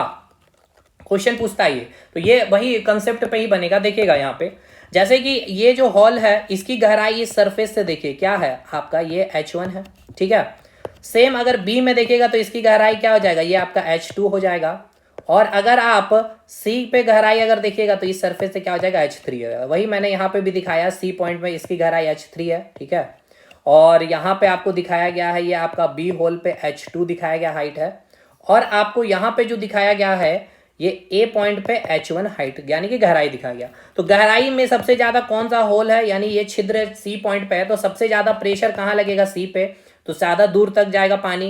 भाई जहां ज्यादा प्रेशर देखिएगा, पाइप से पानी निकालिए और पाइप के मुंह को दाब दीजिएगा, तो आपने उसके एरिया को क्या कर दिया भाई, कम कर दिया है। तो कम एरिया हो गया तो प्रेशर बढ़ जाता, तो पानी ज्यादा दूर तक फैल भागता है, दूर तक झटके देते हैं ना भाई, काफी ज्यादा तक पानी चला जाता है। उसी प्रकार सी में आप जितने नीचे चले गए तो गहराई बढ़ गई है, तो गहराई बढ़ने से आपका प्रेशर क्या हो गया, H इंक्रीज होने से आपका प्रेशर इंक्रीज हो गया, तो इससे ज्यादा प्रेशर से पानी देखिए इतने दूर तक गया, तो ये आपका इतना डिस्टेंस कवर किया है, D3 जिसको यहाँ पे मैंने दिखाया, ठीक है, ठीक है। अब यहाँ पे देखिएगा, यहाँ पे जब आप देखेंगे बी पॉइंट से जो आपका पानी निकला है यहाँ से थोड़ा सा कम डिस्टेंस कवर किया, ये आपका D2 दिखाया गया, ठीक। और जो आपका ए होल से जो पानी निकला वो और भी कम डिस्टेंस, केवल ये ही डिस्टेंस कवर किया D1। तो यहाँ पे इसकी गहराई H1 है, इसकी गहराई H2 है और इसकी गहराई क्या है आपका H3 है, ठीक है ना। यहाँ से तो इसकी गहराई अधिक होने के कारण प्रेशर अधिक है, बस यहाँ पे वही चीज़ है। यहाँ से आपको इस प्रकार से फिगर देके क्वेश्चन पूछ लिया जाता है एग्जामिनेशन में, इसीलिए ये मैंने यही आपका फिगर लेकर के मैंने समझा भी दिया भाई, ठीक है। तो आप बनाएंगे प्रीवियस ईयर तो क्वेश्चन मिलेगा। देखिए होल सी से पानी ज़्यादा दूर तक जाएगा क्योंकि PC greater than PB greater than, ये आपका यहाँ भाई A हो गई, ठीक है। A होल A से पानी कम दूरी तक जाएगा, ये भी बात बिल्कुल सही है। क्यों जाएगा? क्योंकि गहराई कम है। D3 डिस्टेंस सबसे ज़्यादा देखिए किसका है, होल C ने सबसे ज़्यादा डिस्टेंस कवर किया है ना। और इसके बाद अगर आप देखेंगे D2 को, तो ये D2 ने किसने, ये होल B ने कवर किया है इस डिस्टेंस को। और इसके बाद अगर आप देखेंगे D1 को, तो ये डिस्टेंस है, तो D1 जो है देखिए ये होल A से निकला हुआ डिस्टेंस है। तो पानी सबसे ज़्यादा कहाँ डिस्टेंस तक जा रहा है, C से। क्यों? क्योंकि गहराई उसकी सबसे ज़्यादा है। चलिए भाई, दूसरा नियम क्या है द्रव के दाब का, यहाँ पे लिखा गया है pressure at different point at same depth is equal in a liquid. किसी द्रव में समान गहराई पर अलग अलग बिंदुओं पर दाब समान होता है। समझिए क्या बोला है, यहाँ पे मैंने एक लिक्विड ले लिया, जैसे कि इसके अंदर वाटर ले लिया है, और मैंने 3 पॉइंट लिए हैं, पॉइंट A, पॉइंट B और पॉइंट C, और तीनों को मैंने सेम गहराई पर रखा है। H1 जो H2 है और जो H3 है, ये क्या है आपका इक्वल है। तो भैया एक बात बताइए, ρGH होता है ना, तो हाइट आपने कांस्टेंट कर दिया, गहराई भी डेप्थ तक कांस्टेंट कर दिया, ये भी आपका कांस्टेंट है। और वाटर है, तीनों पॉइंट बिंदु किसके अंदर है, पानी के अंदर है, तो ये भी कांस्टेंट हो गया। तो प्रेशर तीनों पॉइंट पे क्या होगा, सेम ही लगेगा। कितना होगा, ρGH। तो यही लिखा गया है कि किसी द्रव में समान गहराई पर अलग अलग बिंदुओं पर दाब समान होता है। अगर आपको यहाँ पे इस प्रकार से पूछा जाता है, वाटर में एक पॉइंट A है और मिल्क के अंदर पॉइंट B है, तब यहाँ पे प्रेशर अलग हो जाता है। वो भी केस में अभी हम आएंगे। चलिए, तीसरा नियम क्या बोला गया है, इन अ स्टेशनरी लिक्विड। देखिए अगर कोई स्टेशनरी लिक्विड है, या फिर आपको ऐसा भी बोल सकता है कि कोई बंद कंटेनर के अंदर पानी है या लिक्विड है, ठीक है ना, बंद बर्तन में कोई तरल रख दिया जाता है। जैसे ये आपका फुल्ली क्लोज है, ये आपका वेसल्स या कंटेनर, इसके अंदर क्या भरा होगा, लिक्विड भरा होगा, ठीक है। तो यहाँ पे लिखा गया इन स्टेशनरी लिक्विड। अब स्टेशनरी लिक्विड बंद बर्तन है ना, क्योंकि इस अब देखिए यहाँ पे अगर आप देखेंगे तो इसके ऊपर एक प्रेशर और काम कर रहा है, एटमॉस्फेरिक प्रेशर, क्योंकि इसके ऊपर गैस है भाई, गैस भी इसके ऊपर प्रेशर लगा रहा है। लेकिन बंद बर्तन में आपके ऊपर कोई एटमॉस्फेरिक प्रेशर काम नहीं करेगा, इसीलिए ये पूछा जाता है स्टेशनरी या बंद बर्तन भी क्वेश्चन में बोल दिया जाएगा। इन क्लोज वेसल यानी क्लोज कंटेनर में ऐसे ही पूछेगा आपसे एग्जाम में। तो pressure is same in all direction. किसी स्थिर द्रव में दाब का मान सभी दिशाओं में क्या होता है, समान होता है। ये आपका पास्कल का सिद्धांत है, देखेंगे हम लोग आगे में, इसको हमने बताया भी है साइंस, जो रेलवे साइंस स्पेशल बैच है।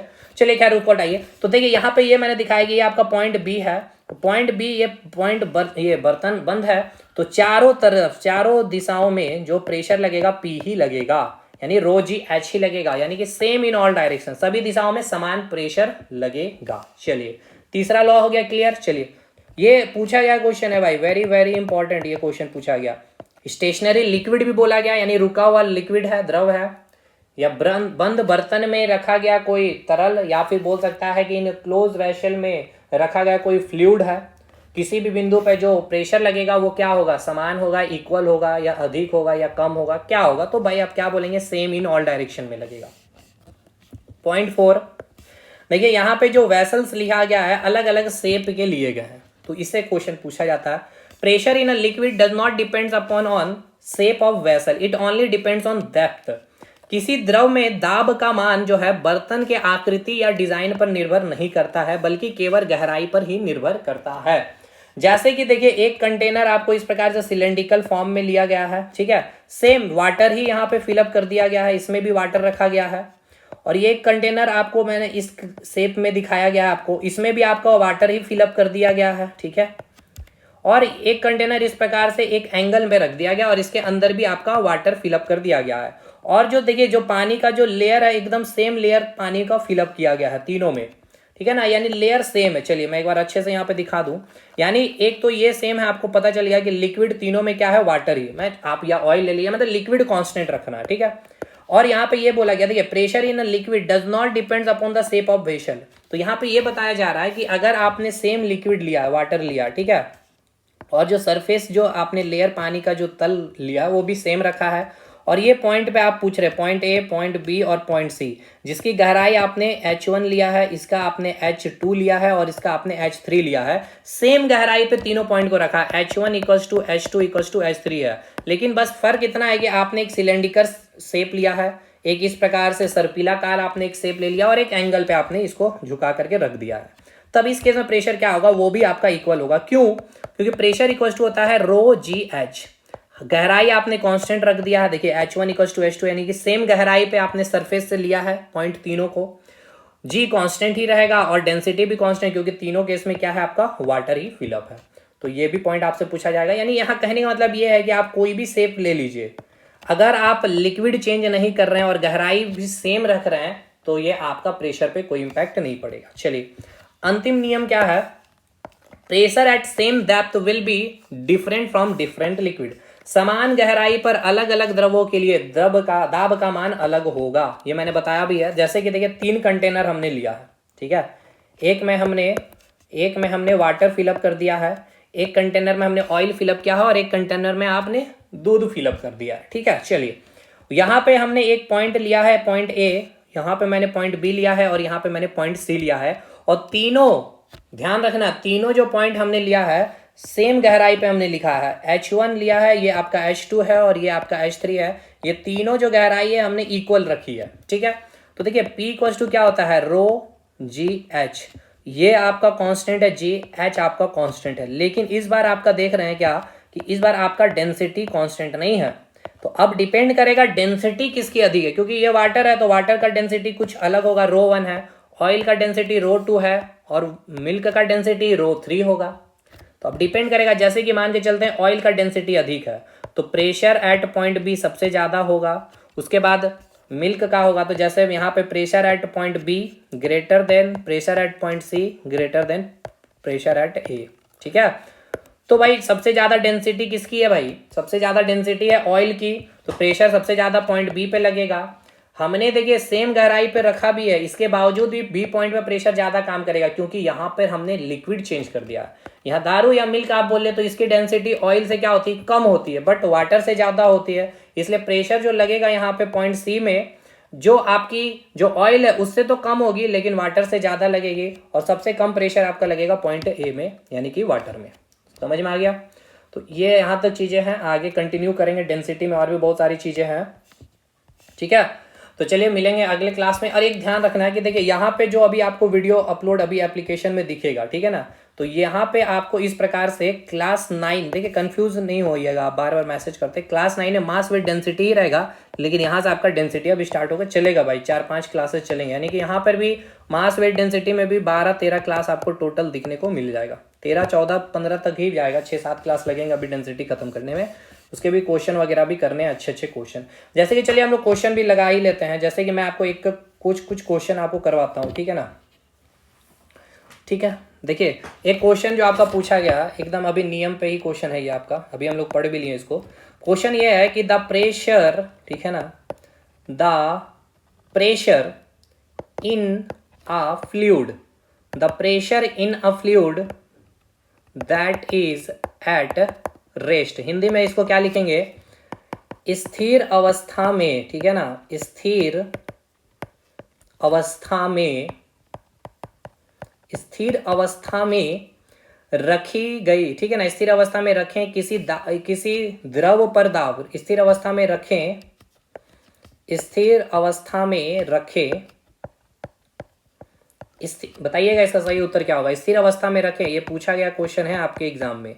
स्थिर अवस्था में रखें किसी द्रव पर दाब क्या होगा, ठीक है, किसी द्रव पर दाब क्या होगा। ऑप्शन ए, ठीक है, एक्ट्स इन ऑल डायरेक्शन, यानी हिंदी में हम इसे लिखेंगे, हिंदी में हम इसे क्या लिखेंगे, हर दिशा में लगता है, हर दिशा में लगता है, हर दिशा में लगता है। Option B, acts only in downward direction, ठीक है, acts only in downward direction.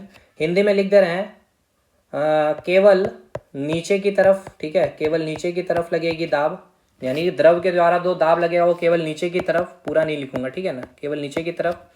Option C में एक्ट्स ओनली इन अपवर्ड, यानी कि केवल ऊपर की तरफ। एक और भी ऑप्शन था, मुझे याद नहीं आ रहा, ठीक है, ऊपर की तरफ, या फिर ऑप्शन डी मैं लिख दे रहा हूँ साइड में, ठीक है, साइड यानी कि साइड, यानी कि हिंदी में क्या लिखेंगे भाई साइड में? साइड मतलब कि क्या लिख सकते हैं साइड को हिंदी में क्या लिखेंगे? अगल बगल, ठीक है ना, ऐसे लिख सकते हैं अगल बगल। तो देखिए अभी मैंने आपको बताया था क्वेश्चन क्या, पहले पढ़िए क्वेश्चन को।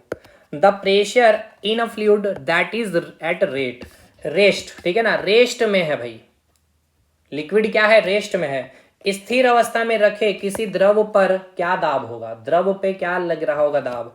तो देखिए चौथा लॉ आप देखेंगे, चौथा नहीं, मैंने पांचवा केस में बताया था, जी हाँ तीसरे केस में मैंने बताया था, देखिएगा यहाँ पे, यहाँ देखिए, इन अ स्टेशनरी लिक्विड, स्थिर द्रव में दाब का जो मान होता है सभी दिशाओं में क्या होता है, समान होता है, सभी दिशाओं में क्या होता है, एक्ट्स इन ऑल डायरेक्शन, क्या होता है, सेम इन ऑल डायरेक्शन, ठीक है। तो सभी डायरेक्शन में क्या होगा, एक्ट्स इन ऑल डायरेक्शन, हर दिशा में लगता है समान प्रेशर, ना कि केवल नीचे, ना कि केवल ऊपर, ना ही अगल बगल। अब जैसे एक और क्वेश्चन है कि अगर आपसे पूछ लेगा कि सबसे मिनिमम जो व्यक्ति मतलब फोर्स लगा रहा होगा कौन, जैसे सोया हुआ लेटा हो तो मैंने करा ही दिया एक एग्जांपल, पानी के अंदर जो गोताखोर जाते हैं, कि स्पेशल सूट पहन के जाते हैं, कि स्पेशल ड्रेस पहन के जाते हैं, ठीक है ना, स्पेशल गोताखोर जो होते हैं, गोताखोर को इंग्लिश में क्या लिखते हैं भाई, क्या लिखते हैं, डाइवर्स ना, जो भी लिखते हैं देख लीजिएगा, डाइवर जो होते हैं एक स्पेशल ड्रेस पहनते हैं या स्पेशल सूट लिख सकते हैं। ऐसा क्यों? क्योंकि देखिए वो पानी की गहराई में आ जाते हैं, बिल्कुल जैसे ये पानी है पूरा, ठीक है, अब ये आदमी इसके अंदर यहाँ पे आ गया है, तो ये गहराई के अंदर आ गया, तो इसके ऊपर क्या होगा, प्रेशर बहुत अधिक लग रहा होगा, तो इसके ऊपर क्या होगा, ड्यू टू हाई प्रेशर, ठीक है, उस हाई प्रेशर से इसको क्या करना है भाई, हाई प्रेशर से उसको बचा के रखता है, नहीं तो उसको तो भाई नीचे नीचे ढकेल देगा ना ये पानी, तो डूब ही जाएगा वो गोताखोर, लेकिन नहीं डूबता है क्योंकि उसका जो स्पेशल सूट, वो जो ड्रेस ही ऐसा डिजाइन किया जाता है कि ये जो हाई प्रेशर को क्या कर पाता है, बैलेंस करके रखता है, ड्यू टू हाई प्रेशर, यानी उच्च दाब के कारण स्पेशल सूट या स्पेशल कपड़े वो पहनते हैं। समझ में आ गया? तो ऐसे ही क्वेश्चन रहेंगे, बाकी हमने क्वेश्चन वगैरह भी मैंने बहुत करवाए हैं एग्जाम्पल दे करके, एक्सप्लेनेशन करते हुए। चलिए भाई अगले वीडियो में मिलते हैं, आगे क्लासेस को कंटिन्यू करेंगे, आगे टॉपिक में बढ़ेंगे भी। चलिए मिलते हैं अगले वीडियो में हम लोग, तब तक के लिए धन्यवाद।